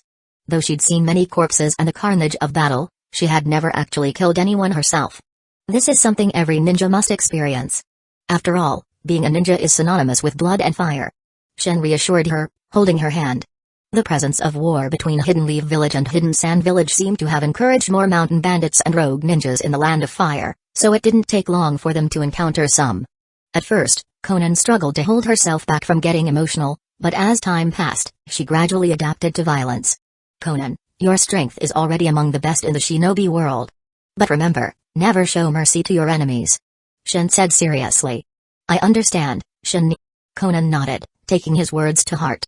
They took their time, stopping to clear out ruffians in deserted passes, so it took them nearly half a month to reach the land of rain. By then, the war had escalated, with Hidden Stones Village joining the conflict. The land of rain had become a double battlefield, Hidden Leaf Village versus Hidden Sand Village on one front, Hidden Leaf Village versus Hidden Stones Village on another. The news of Hidden Stones Village's participation was a severe blow to Hidden Leaf Village. And things didn't stop there. Hidden Mist Village, led by the 4th Mizukage, had also attacked Hidden Leaf Village. Unlike in the original story, the 4th Mizukage wasn't Yagura. The Three Tails Jinchuriki. The 3rd Mizukage had been killed by Shin, so Yagura couldn't become the 4th Mizukage. 3 of the 4 great villages were attacking Hidden Leaf Village. Only Hidden Clouds Village was still on the sidelines. But everyone knew the ambitious Hidden Clouds Village would join the war eventually. They just didn't know which side they would choose. In the Second Shinobi World War, Hidden Stones Village had been betrayed by Hidden Clouds Village. Onoki hated Hidden Clouds Village. If it weren't for his desire to take a bite out of Hidden Leaf Village, he would have attacked the Land of Lightning. This country hasn't changed. Shin looked up at the sky. It was raining. Land of Rain was always shrouded in dark clouds. I'd much rather be in clear skies than in this dreary weather. Shin raised his hand towards the sky. He didn't like this gloomy weather. Almighty push. He unleashed a powerful repulsive force, but he controlled it so it only affected the sky. The clouds above them parted violently, allowing sunlight to break through, and for the first time in ages, the people of the Land of Rain could see the sun again. That's better. Let's go, Conan. Shin smiled and took Conan's hand. Conan blushed and looked at Shin, her eyes filled with complex emotions. She wasn't a child anymore. The sudden surge of chakra scattered through the area, causing every ninja on the battlefield to momentarily stop and look around, unsure of what had just happened. Shin, however, didn't notice the pause in combat. He simply continued walking toward their next destination. Chapter 193, Copying the Rinnegan. The 9 Tomoe Tenseigan Shin. Why are you asking about the Akatsuki? Is there something wrong with them? Konan tilted her head, looking at Shin in confusion. Initially, she had assumed that Shin's visit to the Land of Rain was because of the ongoing Shinobi World War. But judging from his actions, that didn't seem to be the case. I just find them interesting. Thought I'd check them out. Shin smiled. They want to bring peace to the world, huh? A noble dream, sure. But I don't think they'll ever achieve it. Konan wasn't as naive as her original counterpart at this point in the timeline. Having followed Shin for so long, she had seen too much to believe in childish ideals. The Akatsuki's goal was to change the nations. To build a bridge of understanding between people and forge a path to world peace. A nice thought, but utterly impossible. The tangled web of human interests was far too complex. The dream itself was too naive. Of course, dreams were just that. Dreams. No matter how unrealistic, people were free to imagine whatever they wanted. Let's meet their leader first. Shin had no real interest in Yahiko's ideals. The reason he came here was for Uzumaki Nagato's Rinnegan. His goal was to replicate the Rinnegan. He had actually wanted to do this for a long time. However, during his trip to the moon, he had replicated the Tenseigan instead. Under the influence of the Tenseigan, his own Rinnegan awakened naturally. And in the process, his Rinnegan and Tenseigan fused together. Now, he possessed the 6 Tomoe Rin Tenseigan, far stronger than an ordinary Rinnegan. Even so, he still wanted to replicate the Rinnegan. Nagato had never been able to wield its full power. After all, those weren't his original eyes. They were Madara Uchiha's. His Uzumaki body gave him the stamina to use them, but he couldn't bring out their true potential. For example, Limbo, Border Jail. One of the Rinnegan's most powerful dojutsu. Nagato had never been able to use it. Limbo allowed the user to create invisible shadow clones that could attack or block on their behalf. With only one Rinnegan, Madara could create a single shadow. But with both, that number increased to 4. These Limbo clones were completely undetectable to ordinary people. Only someone with a Rinnegan could see them, and only those who had mastered 6 Paths Senjutsu could sense them. And they were immune to all attacks except those imbued with 6 Paths power. This ability alone made the Rinnegan worth replicating. Moreover, Shin needed the Rinnegan's ocular energy. Finding Yahiko, the Akatsuki leader, wasn't difficult. Right now, the organization was highly active, frequently helping refugees and aiding the wounded. Simply asking a few people who had been assisted by the Akatsuki was enough to learn their location. Of course, Shin's real target wasn't Yahiko. It was Nagato. But since Nagato never left Yahiko's side, finding Yahiko meant finding Nagato. After some searching, they finally located the Akatsuki's base. The group had dozens of members at this stage, but compared to the future Akatsuki, whose members were all S-rank missing ninja, the current members were mostly small fry. The only real threats were Yahiko and Nagato. Yahiko had the strength of an elite Jonin, while Nagato was already near the level of a Kage. And if Nagato went all out with his Rinnegan, even a Kage-level opponent would have no choice but to run for their life. Crack. A branch snapped. The Akatsuki members, who had been resting, immediately tensed, gripping their kunai as they turned toward the sound. Shin emerged from the shadows, walking forward at a leisurely pace, Konan by his side. Under his feet, dry twigs snapped with every step, echoing in the silent night. "Who are you?" Yahiko's expression hardened, his grip tightening around his weapon. Nagato stood behind him, his Rinnegan hidden beneath his hair, staring intently at Shin. "Shin, look at his hair. It's just like yours. He must be in Uzumaki too, right?" Konan's eyes widened in surprise as she looked at Nagato. Shin nodded. Nagato was indeed in Uzumaki. Otherwise, Madara wouldn't have chosen him. Only the Uzumaki's strong life force and chakra could withstand the consumption of using the Rinnegan. Anyone else? Even if they obtained the eyes, they wouldn't be able to use them properly. "Nagato? He's your clansman? You have relatives?" Yahiko relaxed slightly. Of course, he didn't drop his guard entirely. He wasn't that naive. Nagato shook his head. He didn't recognize Shin and didn't know he had any other relatives. But his mother's maiden name was indeed Uzumaki. System, use the divine replication card. Copy all the abilities of the Rinnegan. Shin silently issued the command. He recalled that when he had encountered Madara Uchiha long ago, he had attempted to replicate his Rinnegan. But the system had refused, stating that Madara's Rinnegan had already been transplanted. But now, facing Uzumaki Nagato, the system had no trouble copying it. A surge of awe-inspiring ocular power flowed through Shin's eyes, leaving them with a cool, refreshing clarity as an immense force erupted forth. Instantly, every member of the Akatsuki, including Yahiko and Nagato, collapsed unconscious. The sheer power radiating from Shin had knocked them out on the spot. Conan, standing beside him, was completely unaffected. Shin had subconsciously shielded her from harm. Shin, your eyes. There are 3 more tomoe in them, Conan said in surprise. Each of Shin's eyes had gained 3 additional tomoe. Originally, he possessed the 6 tomoe Rentenseigan. Now, they had evolved into the 9 tomoe Rentenseigan. Shin smiled. Just as I expected. His goal in replicating the Rinnegan wasn't just to obtain limbo, border jail. He had also wanted to see if he could push his 6 tomoe Rentenseigan to the next stage. Of course, this was just an experiment. There was no guarantee that replicating the Rinnegan would trigger an evolution. If it failed, Shin wouldn't have lost anything. He would still gain limbo, border jail as a consolation prize. But to his delight, it worked. His ocular power and chakra had soared to a whole new level. It's stronger now, but it's not as good looking. Shin created an ice mirror with ice style and examined his Naitomoe Rentenseigan. After a moment, he closed his eyes. 5 seconds later, he reopened them. The tomoe had vanished. I think this looks better. What do you think, Conan? Shin asked. I agree. Conan nodded. The Rentenseigan without the tomoe looked better. Then I'll keep it this way. Though his eyes now appeared like a normal Rentenseigan, beneath the surface, they were still the Naitomoe Rentenseigan. Only the tomoe had been hidden. Chapter 194, Conan strikes. Shin cast a final glance at the unconscious figures of Yahiko and Nagato before turning to leave with Conan. We're just leaving like this? Conan looked at Shin in confusion. They had gone through the trouble of finding the Akatsuki, but now they were leaving without doing anything? It didn't make sense. Our business here is done, Conan. Now, we head to the battlefield. The Rinnegan had been successfully copied, and his 6 tomoe Rentenseigan had evolved into the Naitomoe Rentenseigan. His true objective had been accomplished. As they departed, Shin's gaze flickered toward an ordinary-looking tree in the distance. That was where White Zetsu was hiding. Shin wasn't surprised. Nagato was too important to Madara. He was the key to Madara's revival plan. Of course Madara would keep a close eye on him. Even with the Rinnegan, Nagato had never noticed White Zetsu watching him.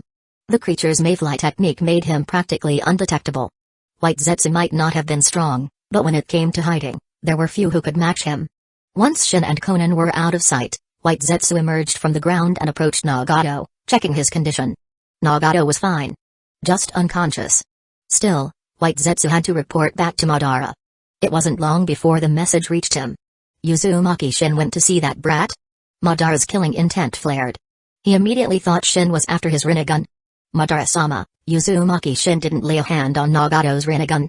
White Zetsu reported. I don't know what his motive is, but if he dares touch my Rinnegan, I'll send him to the Pure Land myself. A flicker of crimson light flashed in Madara's eyes. In the dimly lit underground chamber, the eerie glow made him look even more terrifying. If anyone else had been present, they would have been scared half to death. White Zetsu, keep an eye on that brat. If Uzumaki Shin approaches him again, inform me immediately. Understood, Madara-sama. White Zetsu melted back into the ground and disappeared. In the Land of Rain, near the battlefield where Hidden Leaf Village and Hidden Sand Village were locked in combat, Shin and Conan arrived at a vantage point overlooking the chaos. Didn't expect the war to be this intense. Way worse than the Second Shinobi War. Shin stood at a distance, watching as shinobi clashed in a flurry of kunai, shuriken, and jutsu. Explosions erupted across the battlefield. It almost felt like watching a grand battle scene from a movie. Except far more real. Shin, can you even see what's happening from this distance? Conan looked up at him, frowning. From where they stood, the battlefield was just a blur of movement. She could only make out small, shadowy figures. Definitely not enough to discern details. Of course. Shin chuckled. With his Naitomoe Rentenseigan, seeing through the chaos was effortless. The battlefield was split between Hidden Leaf Village and Hidden Sand Village. On Hidden Leaf Village's side, Jiraiya was leading the charge as the supreme commander. By now, Jiraiya had fully grown into his Kage-level strength, more than capable of holding his own. He had definitely contracted the toads of Mount Mayabaku, though Shin wasn't sure if he had already mastered Sage Mode at this point. Aside from Jiraiya, there was also his student. Minato no Mikaze. Minato had already made a name for himself. Thanks to the Flying Thunder God technique, he was an absolute menace on the battlefield. Most Jonin couldn't even put up a fight against him. Right now, Minato was one of Hidden Leaf Village's 2 prodigies. The other being Uzumaki Kai. Even Shin was a little surprised by Kai's progress. He never expected him to grow strong enough to stand alongside Minato. Conan, go ahead. Shin turned to her with a small smirk. Conan tilted her head, utterly confused. Go have some fun. Show these shinobi what you're made of. Shin ruffled her hair. Conan's cheeks flushed slightly. She wasn't a child anymore. Why was he still treating her like one? Still, despite her thoughts, she couldn't help but feel happy. Which village should I attack? Conan asked. It doesn't matter. Just remember they're all your enemies now. It made no difference whether she struck Hidden Leaf Village or Hidden Sand Village. What mattered was using this battle to sharpen her skills. To Shin, both Hidden Leaf Village and Hidden Sand Village were just stepping stones for Conan. I understand. Conan nodded and used Dance of the Shikigami, the foundation of her paper ninjutsu. She sprouted wings made of paper and flew towards the battlefield. Shin stayed behind and watched. Of course, if Conan ever found herself in real danger, he would step in immediately. But he doubted she would need help. She wasn't just a paper ninjutsu user. Paper shuriken. As Conan flew over the battlefield, she hurled a barrage of razor-sharp paper shuriken. Though they were made of paper, they were just as lethal as steel. The shuriken pierced through several enemy shinobi before detonating on impact. Because each shuriken contained explosive tags, the moment they struck, violent explosions erupted across the battlefield. Caught in the sudden blast, several Hidden Leaf Village and Hidden Sand Village ninja were torn apart, their bodies reduced to burning shreds. What the hell? Who was that? Both Hidden Leaf Village and Hidden Sand Village shinobi snapped their heads upward, their gazes locking onto the airborne figure. Water style, water bullet technique. Conan formed another set of seals, channeling chakra into her hands before firing a volley of high-speed water bullets. Any shinobi hit by these would be either killed or severely injured. This was a powerful water-style jutsu developed by Dobirama Senju. Damn it! Who the hell is that woman? Chaos spread across the battlefield. Wait. Is that Conan? Jiraiya, who was fighting Raza, the fourth Kazekage, retreated and looked up at the flying figure, his expression turning grim. Jiraiya had met Conan when she was still a child. He recognized her instantly. But he didn't know that in the original timeline, Conan was supposed to have been his student. Because of Shin, everything had changed. If Conan is here, then that means Uzumaki Shin is nearby. Jiraiya's eyes flickered across the battlefield, scanning for any sign of Shin. Conan wasn't the problem. The real threat was Uzumaki Shin. Jiraiya knew all too well. If Shin had joined this war, Hidden Leaf Village was in serious trouble. Even if he wasn't on Hidden Sand Village's side, his presence alone could shift the balance of power. Chapter 195, Sealing Jutsu, Spatial Lock. Jiraiya scanned the surroundings, searching for Shin. However, his actions angered Raza, the fourth Kazekage. Ignoring an opponent mid-battle was the ultimate insult. Jiraiya's behavior was disrespectful. Raza was naturally furious. Sure, in terms of seniority, he was younger than Jiraiya, but that didn't mean he saw himself as inferior. Their fight so far had been evenly matched, and with magnet style, Raza had even managed to suppress Jiraiya briefly. Die. Magnet style, gold dust. Great burial. Raza roared, seizing this opening to bury Jiraiya alive. Jiraiya sensed the danger, but it was too late. The gold dust was about to bury him. He didn't even have time to use the teleportation jutsu to escape. He regretted his carelessness. To be distracted during a fight against a strong opponent was a cardinal sin for a shinobi. Countless shinobi had died because of carelessness. Was he, Jiraiya, about to join their ranks? Just as Jiraiya was about to be buried, Minato suddenly flashed in front of him, grabbing his teacher and teleporting him to safety. Sensei. Are you alright? Minato asked urgently. Phew, that was close. Jiraiya exhaled, still shaken. I never thought I'd have to be saved by my own student. He had barely survived that. Even after escaping the jaws of death, he couldn't shake off the shame. Sensei, why were you distracted? Minato asked, his voice filled with concern. If Minato hadn't been worried about him and paying attention, Jiraiya would be dead. See that girl in the sky? Her name is Conan. She's always with Uzumaki Shin. If she's here, I suspect Shin is likely here too. Jiraiya said seriously. Minato's expression turned complex. Uzumaki Shin, his former classmate from the academy. Back then, Shin never showed outstanding talent, yet now he had become the greatest menace in the shinobi world. What should we do, sensei? Minato asked. There's nothing we can do. Jiraiya said with a bitter smile. For now. We leave it to fate. Raza launched another attack. Magnet style, gold dust. Imperial funeral. Minato. Go complete your mission. I can handle the fourth Kazekage. Jiraiya snapped back to the fight as Raza launched another attack. After experiencing near death once, he wasn't about to get careless again. Shin could wait. For now, surviving Raza was the priority. Conan's paper wings shot out countless paper shuriken, each one imbued with wind-style chakra, making them incredibly sharp. They were as dangerous as real shuriken. Conan's paper ninjutsu is quite effective against weaker opponents, Shin said as he watched from a distance. It was just like wood-style, deep forest emergence. A technique perfect for wiping out small fry. Although paper style wasn't as overwhelming as wood style, it was still incredibly fast. This is bad. I can't let her keep killing like this. Minato Namikaze, after killing a hidden sand village Jonin, looked up at Conan, his right hand gripping a flying thunder god kunai. Dozens of shinobi had already fallen at Conan's hands, including both hidden sand village and hidden leaf village Nin. Minato couldn't just stand by and watch. He threw the kunai at Conan with all his might, then teleported. Rasengan. He appeared behind Conan, his hand glowing with a blue sphere of spiraling chakra. He thrust the Rasengan towards Conan. A sense of danger washed over him, and he instinctively used the flying thunder god technique to escape. The Conan he struck had dispersed into paper. A mere clone rigged with explosive tags. The real Conan stood a short distance away, her expression cold as she watched Minato. It's you. You know Shin, right? Conan looked at Minato. She had a good memory. She had met Minato when Shin went to Hidden Leaf Village to collect the Nine Tails chakra. Why are you attacking Hidden Leaf Village shinobi? Minato asked, his kunai drawn. Training. Conan's voice was calm, detached. Unlike the warmth she showed Shin, she was cold and indifferent toward others. Paper rain. Her wings flared open, unleashing a barrage of razor-sharp paper shards. Each one laced with explosive tags. Minato quickly took out dozens of flying thunder god kunai and threw them at Conan. The kunai scattered around Conan, but none of them hit her. Minato hadn't intended to hit her. Flying thunder god technique. He teleported behind Conan and attacked with the Rasengan again. Conan spun midair, countering with her own Rasengan. Minato's eyes widened in surprise. He hadn't expected Conan to react so quickly. Their Rasengan clashed, and Minato was pushed back. He was no match for Conan in a direct confrontation. Conan might be young, but she had been trained by Shin. And after her life was connected to Shin's, her strength had increased significantly. Mikoto had awakened the eternal Mangekyo Sharingan, and Conan had also received great benefits. She had essentially gained the sage body. Her chakra reserves were dozens. No, hundreds. Of times what they used to be. Her speed, strength, and reaction time had all skyrocketed. She's younger than me. And already this strong? Minato's expression turned serious. Conan was the strongest opponent he had ever faced. Sealing jutsu, spatial lock. She said. Conan quickly formed hand seals.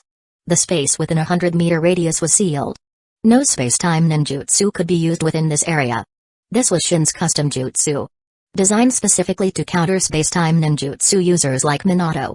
Within this 100-meter radius, all space-time ninjutsu, including summoning jutsu, were unusable. Minato's flying thunder god technique was completely sealed. Chapter 196, Bullying a child isn't right. My flying thunder god technique no longer works. Minato's forehead was slick with cold sweat. Ever since mastering the flying thunder god technique, this was the first time he had encountered a situation where he was completely unable to use it. I have a question. How do you know the Rasengan? Conan didn't attack immediately. She wanted to know how Minato knew the Rasengan. I saw Shin use it before. So I studied it and figured it out. Minato scratched his head, looking a little embarrassed. He felt as if he had stolen the technique, but in reality, he had simply developed it through his own understanding. That's all I wanted to ask. Wind style, Rasen Shuriken. A massive shuriken-shaped massive wind chakra spun rapidly in Conan's hands before she hurled it straight at Minato. Minato's eyes widened.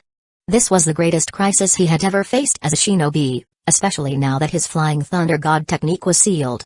He was still young and inexperienced. He panicked. I have no choice. Teleportation jutsu. He focused chakra into his legs and moved with incredible speed. Even without the flying thunder god technique, he was still fast. That was close. Minato looked at the massive crater created by the Rasen Shuriken, his heart pounding. Was this the advanced version of the Rasengan? TCH, did I tear a muscle? He felt a sharp pain in his legs. He had injured himself with that burst of speed. But he didn't have time to worry about his injuries. Conan attacked again, her paper shuriken flying towards him. She's completely overwhelming Minato. Shin said with a smile as he watched from a distance. But he knew Conan couldn't truly defeat Minato. The spatial lock only sealed a 100-meter radius. Once Minato left this area, he could use his Flying Thunder God technique again. Then Conan wouldn't be able to do anything to him. Space-time ninjutsu was that powerful. But Shin didn't stop Conan. There was still value in this fight. It would give her valuable experience. Conan charged at Minato with a paper sword. She had learned swordsmanship from Shin, and her skills were decent. Minato, struggling against her fierce assault, was soon forced into purely dodging. Each time he failed to evade in time, another cut was left on his body. At first, he had tried blocking with a kunai, only to realize her paper sword could slice straight through it. After that, he didn't dare to clash head-on again. I need to help Minato. Jiraiya, after repelling Raza, saw Minato struggling and couldn't just stand by and watch. Minato was his prized student. There was no way he could just stand by and watch him get beaten down. Summoning jutsu. Jiraiya slammed his hand on the ground, bringing forth Gamabunta from Mount Mayabaku. Bunta, I need you to hold off the fourth Kazekage for a bit. I have to go help Minato. Jiraiya said, then ran towards Minato. Gamabunta glared at him. He was supposed to fight a Kage? Jiraiya, I'm going back to Mount Mayabaku if I can't handle him. Gamabunta roared in frustration. Naturally, Jiraiya couldn't argue. He wasn't about to let Gamabunta die just to delay Raza. All he needed was a little time to extract Minato from the battle. Then he'd return. Humphrey. You think a single toad can stall me? Raza glared at Gamabunta. Raza scowled and raised his hand, commanding a tidal wave of golden sand to crash down on Gamabunta. Hey! You're gonna regret looking down on me, brat. Gamabunta drew his sword and attacked Raza. He was massive, almost as large as a tailed beast. His sword was also huge. Although Raza acted disdainful, he didn't dare underestimate Gamabunta. Meanwhile, Jiraiya had arrived at Minato's side. Minato. You okay? Jiraiya asked. Minato was covered in blood, his face pale. I'm fine, sensei. Minato shook his head. He wasn't fatally injured, but he had lost a lot of blood. Conan looked at Jiraiya and Minato, her expression turning serious. She was confident she could defeat Minato alone, as long as he couldn't use his space-time ninjutsu. But against both Minato and Jiraiya, that was another story. Conan, do you still remember me? Jiraiya asked with a complicated expression. Conan didn't answer, but she nodded slightly. She remembered Jiraiya, one of the legendary Sannin. Conan, if you try to hurt any Hidden Leaf Village shinobi, even if we knew each other before, I won't hold back. Jiraiya said seriously. Jiraiya might be a goofball usually, but he was serious when it came to important matters. We were never close to begin with, so there's no need for you to hold back. Conan's voice was as cold as ever. Jiraiya, bullying a child isn't right. Shin's voice suddenly came from behind Jiraiya, startling him. He turned to see Shin. Shin. Conan immediately rushed to his side, her expression softening into a rare smile. You did well, Conan. Your strength is now enough to surpass most shinobi in this world. Shin praised her as he lightly patted her head. Shin, can you stop patting my head? I'm not a child anymore. Conan said, pouting. Sorry, I'll be careful next time. Shin said with a chuckle. I'm just showing affection. Is that wrong? Hearing that, Conan's face turned red. She lowered her gaze and mumbled softly. There are other ways to show affection. Jiraiya, long time no see. Shin looked at Jiraiya. Oh, and Minato, as well. Speaking of which, how's Uzumaki Akiko doing? As a fellow Uzumaki, I should at least check in. Akiko is fine. Minato said. Shin, what's your purpose here? Jiraiya asked. He wouldn't be able to relax until he knew Shin's intentions. If I had to say, I guess it's to train Conan. Shin raised a hand, intending to pat Conan's head again, but hesitated. Remembering her earlier complaint. Conan saw this and, strangely, felt a bit disappointed. Chapter 197, Knowing the Truth but Not Saying It. You had Conan attack Hidden Leaf Village shinobi. Just to train her? Jiraiya lowered his head and clenched his fists. More than 10 Hidden Leaf Village shinobi had died because of this.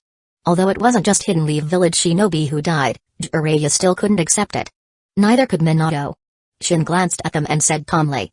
I know you're upset, but the weak have no choice. Shin, you used to be a Hidden Leaf Village shinobi. Don't you have any feelings for Hidden Leaf Village? Enough, Jiraiya. I'm not interested in your moral lectures. Shin interrupted. You said it yourself. Used to be. I'm no longer with Hidden Leaf Village. Shin interrupted Jiraiya. He could guess what Jiraiya was going to say. Frankly, me not wiping you out is already my greatest kindness. Conan, we're leaving. Shin took Conan's hand and left the battlefield, ignoring Jiraiya and Minato. Sensei, should we stop them? Minato asked, looking at Jiraiya. Jiraiya looked at his student and shook his head with a complicated expression. Minato was unhappy. Many Hidden Leaf Village shinobi had been killed by Conan. Were they just going to let it go? Minato, letting them leave is the best option. Otherwise, more Hidden Leaf Village shinobi will die. Jiraiya said with a wry smile. Even if it made them sick, the bigger picture took priority. And as Shin had said just moments ago, the weak have no choice. As Shin and Conan walked across the battlefield, every single shinobi, Hidden Leaf Village and Hidden Sand Village alike, stepped aside to clear their path. The Reaper. It's the Reaper of the shinobi world. The Harvester of Souls. Some of the older Hidden Sand Village shinobi screamed in terror. Some even threw away their weapons and fled without hesitation. They were terrified of Shin. After all, Hidden Sand Village had suffered the most casualties at Shin's hands during the Second Shinobi World War. The younger generation wasn't as scared, but those who had experienced the previous war couldn't withstand the fear and fled. Shin is so amazing. They're all running away just from seeing him. Conan looked at Shin with admiration. Faced with her adoring expression, Shin couldn't help but feel a little pleased. After all, who didn't enjoy being admired? It's nothing to be proud of. Scaring a bunch of weaklings. Shin said with a smile. You're saying that, but you're definitely proud of yourself, Shin. Conan looked at him knowingly. Conan, have you heard the saying see no evil, hear no evil, speak no evil? Shin pinched her cheek playfully. Ouch. Shin, I was just kidding. Conan pleaded, giving him a pitiful look. Let go, okay? Humphrey. My cute little Conan is getting sassier. Shin said, finally releasing her. That's because I've grown up. I'm too old to be called cute now, Shin. You should say I'm beautiful instead. Haha, I wasn't talking about your looks. I meant your attitude isn't as cute anymore. Shin flicked her forehead, then left the battlefield with her. I never thought I'd see him on the battlefield again. Chio said, calming her racing heart. The moment she caught sight of Uzumaki Shin, her heart had nearly stopped. She had been terrified that he would unleash Susanoo and wipe out everyone in a single slash. Thank goodness he left. Sister, I suggest we call a temporary truce. Ebizo said beside her. He was terrified that any further fighting might bring Shin back. That was the last thing they wanted. They relayed their decision to Raza, the fourth Kazekage, who had no choice but to obey. Raza might be the fourth Kazekage, the leader of Hidden Sand Village, but his influence was still less than Chio's and Ebizo's. Raza wasn't afraid of Shin. He hadn't witnessed Shin's power, so he scoffed at those who feared him. Ignorance is bliss. Some people just don't know any better. Shin didn't know what they were thinking. He had already left the battlefield. Shin, where are we going now? Conan asked. Where to? Shin scratched his head. He didn't have a destination. His main goal had been to copy the Rinnegan, and he had already achieved that. Maybe we should head back? He wondered aloud. I don't want to go back yet. Can we stay a bit longer? Conan pleaded, her eyes sparkling with a hint of mischief. Conan didn't want to go back yet. She wanted to spend more time alone with Shin.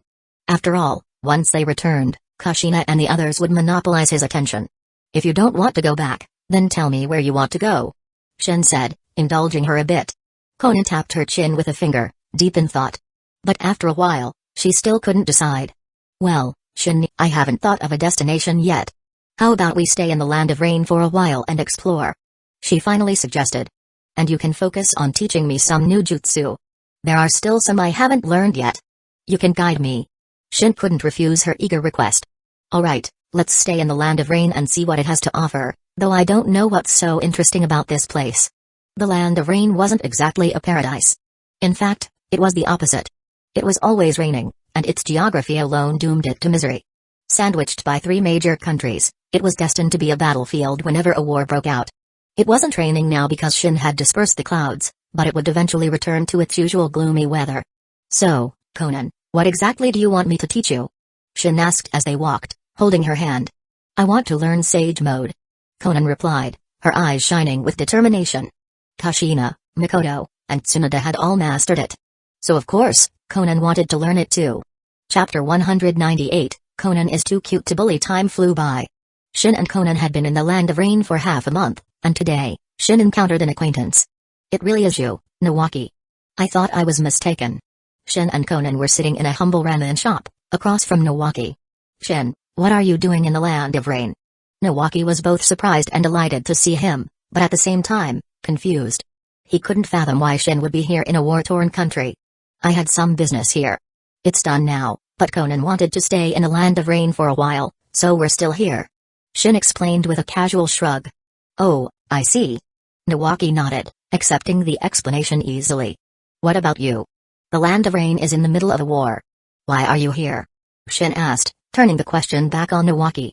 I'm here because of Uzumaki Kai. Nawaki replied, his fists clenching at the mention of the name. He couldn't forgive Kai for almost killing him. He had come to the land of rain after hearing that Kai was here.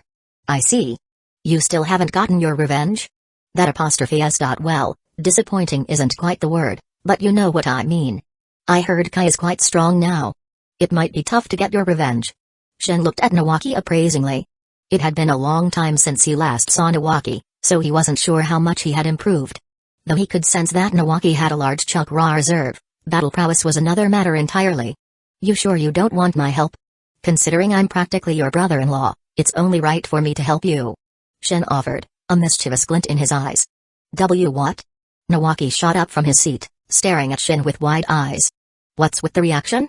Shin asked, bemused. How can I not be surprised? Nawaki looked at Shin with a mix of admiration and disbelief, as if he were looking at a living legend. He couldn't believe Shin had managed to win over his sister. Originally, he had thought Tsunade would be single for life. So, do you want my help or not? If I step in, taking down Uzumaki Kai would be a piece of cake. Shin offered again, leaning back with a confident smirk. Nawaki hesitated, then shook his head. No, thank you. I want to handle this myself.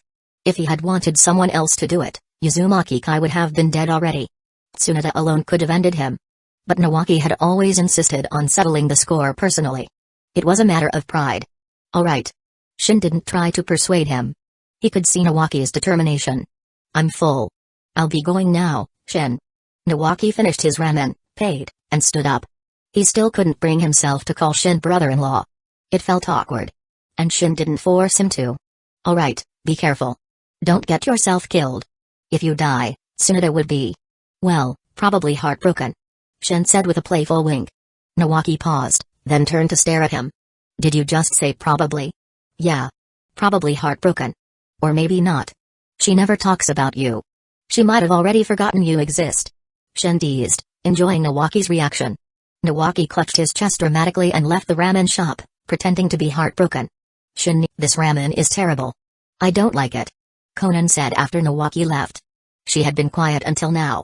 I don't like it either. No wonder this place is so empty. Let's go. Shin paid and left with Conan, leaving the ramen shop owner fuming. How dare they badmouth his ramen? If he didn't think they were shinobi, he would have fought them. After leaving the shop, Conan patted her stomach. She regretted complaining now. Although the ramen wasn't good, it was still edible. Better than starving. Are you hungry, Conan? Let's go find some animals in the forest. Shin said, pinching her cheek gently. Conan didn't like head pats anymore, so he switched to pinching her cheeks. Conan blushed and lowered her head, avoiding his gaze. Seeing you blush like that makes me want to tease you more. Shin said, poking her cheek playfully. Shin, if you keep doing that, I won't talk to you anymore. Conan said, walking ahead of him and pouting. Alright. Just messing with you. How could I bear to bully someone as cute as you?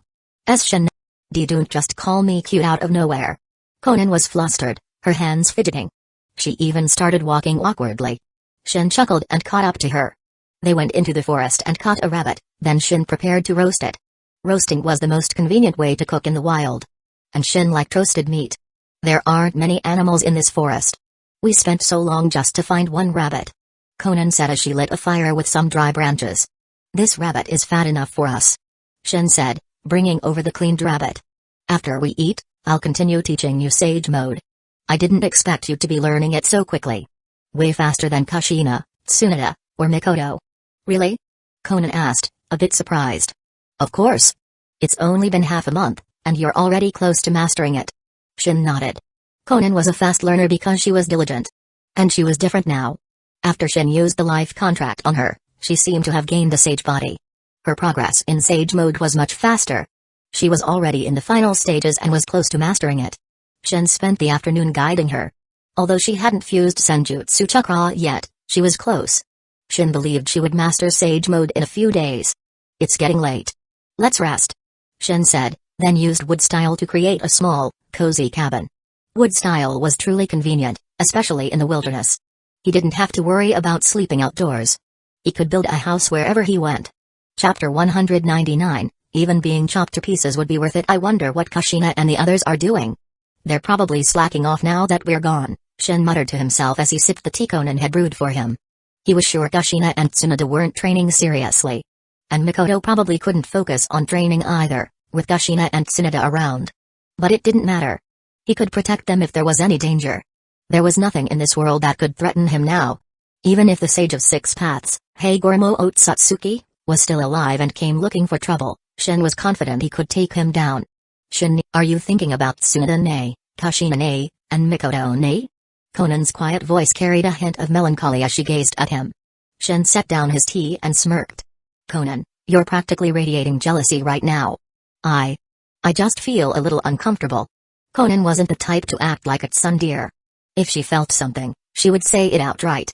Shin, you're with me right now, but you're still thinking about them. She pursed her lips, her voice barely above a whisper.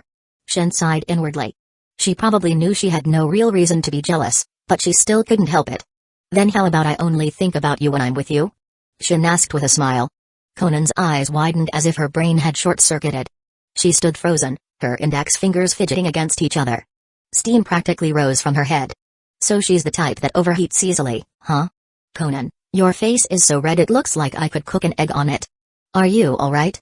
His teasing snapped her out of her daze, though she immediately turned even redder. Thankfully, Conan wasn't as shy as Hinata.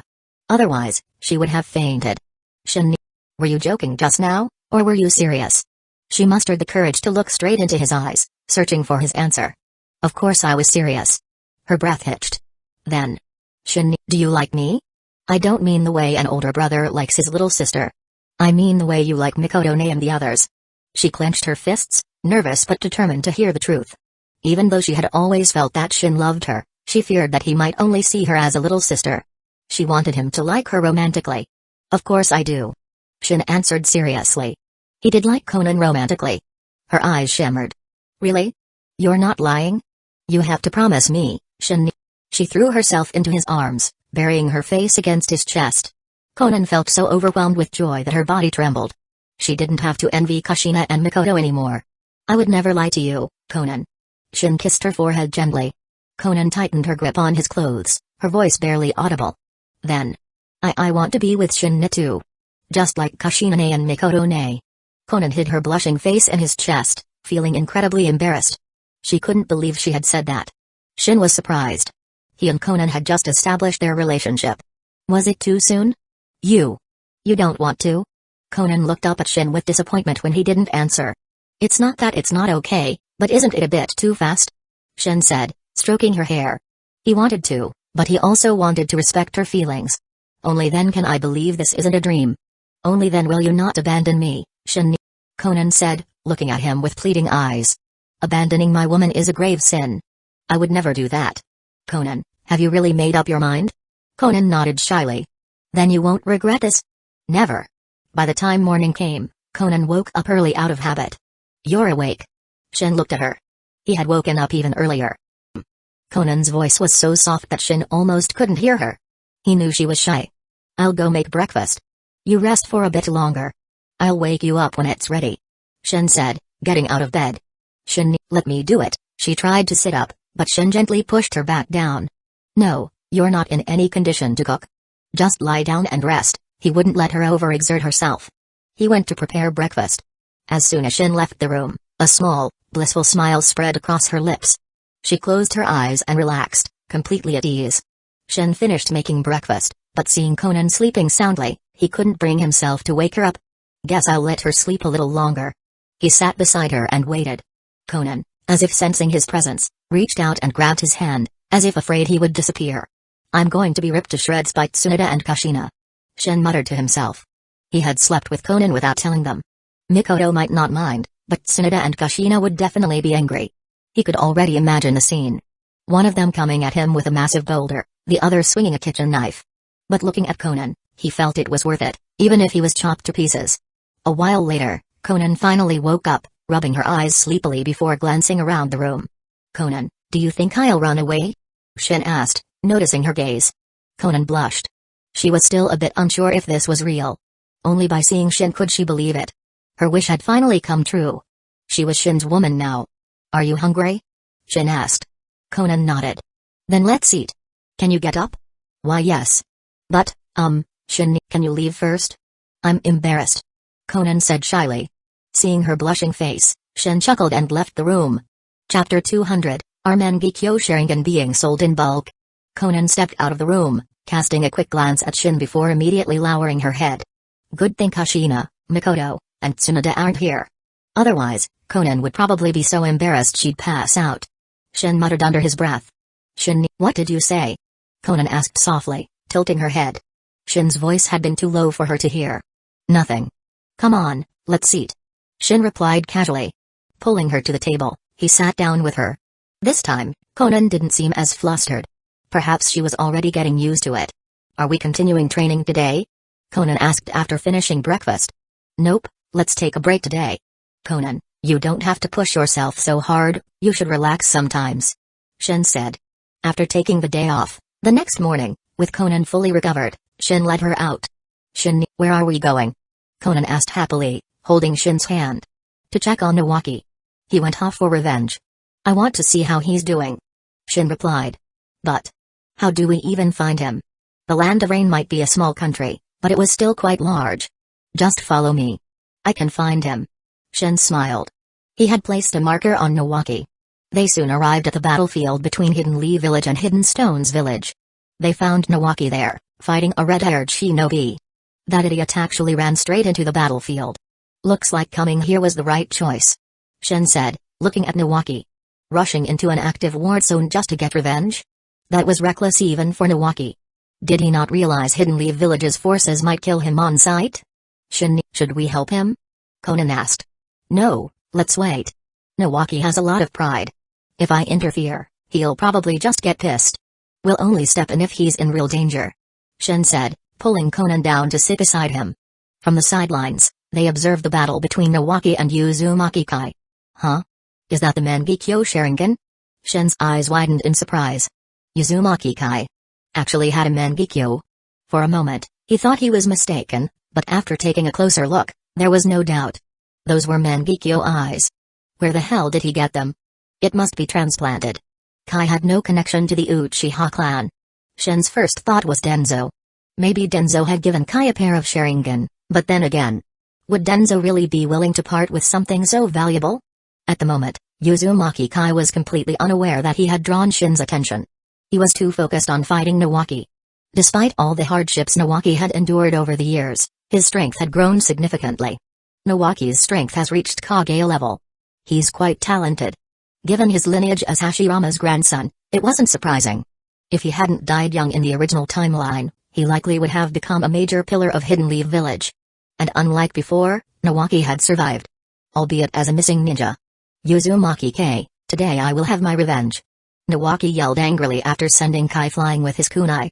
He couldn't forgive Kai for almost killing him, even after 10 years. If Kai hadn't been staying in Hidden Lee Village, Nawaki would have sought revenge long ago. Ha! You think you can take me down? Kai sneered. You're just an idiot who got lucky a few times. You really think you stand a chance? Bastard! Nawaki growled through gritted teeth. Earth-style, Earth Dragon Bullet. An enormous dragon made of rock surged toward Kai. Seriously? You think that'll work? Kai dodged the attack effortlessly, flickering between positions with rapid teleportation jutsus, his expression filled with disdain. Alright, enough of this. Time to show you what true power looks like. Kai's Mangekyo Sharingan spun rapidly, his voice filled with arrogance. Amaterasu. Nawaki didn't know about Amaterasu, so his right arm was instantly engulfed in black flames. These flames are inextinguishable. You'll burn to death. Ha ha ha. Kai laughed maniacally, wiping the blood from his left eye. Of all the possible Mangekyo abilities, you ended up with Amaterasu too? Shin and Conan appeared behind Nawaki. The black flames on his arm were already extinguished. Shin had used Kagetsuchi to control and extinguish them. Kagetsuchi could control the shape of the Amaterasu flames and extinguish them. It was the perfect counter to Amaterasu. Why you're Uzumaki Shin? Kai stammered. TCH. You still recognize me, huh? Not bad, Kai. Shin said. Shin smiled, then pointed at Kai's Mangekyo Sharingan. Where did you get those eyes? Is the Mangekyo Sharingan being sold in bulk these days? Kai scowled, his expression darkening. Humphrey. And why the hell should I tell you? Shin, what are you doing here? Nawaki asked after treating his burns. You should be glad I'm here. Otherwise, you'd be a pile of ash now. I don't care if you die, but don't make Tsunade sad. What do you mean you don't care if I die? Nawaki said, feeling hurt. You recklessly came to the battlefield. You were practically asking to die. Shin said flatly. Nawaki was a missing ninja now. It didn't matter who he was before. He was an enemy to Hidden Leaf Village. And he wasn't friends with Hidden Stones Village either. Coming to the battlefield alone was suicide. He couldn't even defeat Kai. If Shin hadn't intervened, he would be dead now. Nawaki scratched his head. He hadn't planned on fighting Kai here, but he couldn't control his anger when he saw him. How did you extinguish my Amaterasu? Kai suddenly asked Shin. Want to know? I can tell you. But first, tell me where you got your Mangekyo Sharingan from. Then I might consider telling you. Shin said, looking at Kai's eyes. He was truly curious. Chapter 201, That Susanoo is so pathetic. Uzumaki Shin, you really want to know where I got these Mangekyo Sharingan, don't you? Defeat me, and I'll tell you, Uzumaki Kai sneered, his eyes filled with defiance. I really can't stand it when people act cocky in front of me. Know your place.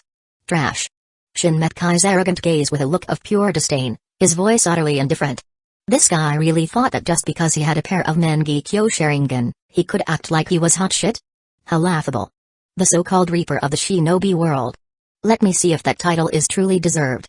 Kai tightened his grip on his kunai, his figure flickering away as he activated teleportation jutsu, appearing directly behind Shin. With a ruthless thrust, he aimed for the back of his skull. You think you're worthy of fighting me? This world is getting crazier. There's no shortage of fools who overestimate themselves. Without even looking, Shin turned slightly, casually catching Kai by the throat as if he were grabbing a stray kitten. If he's trash, then what the hell am I? Nawaki's face was pale as he squatted on the ground, drawing circles in the dirt. Shin's words had hurt him. He had been fighting Kai for a while and almost died. Although it was partly because he didn't know about the Mangekyo Sharingan's abilities, the fact remained that he was almost killed. And now Shin was calling Kai trash? Did that mean he was even worse than trash? Kai struggled to breathe as Shin held him up by the neck. He tried to attack Shin with his kunai, but his arm wouldn't move.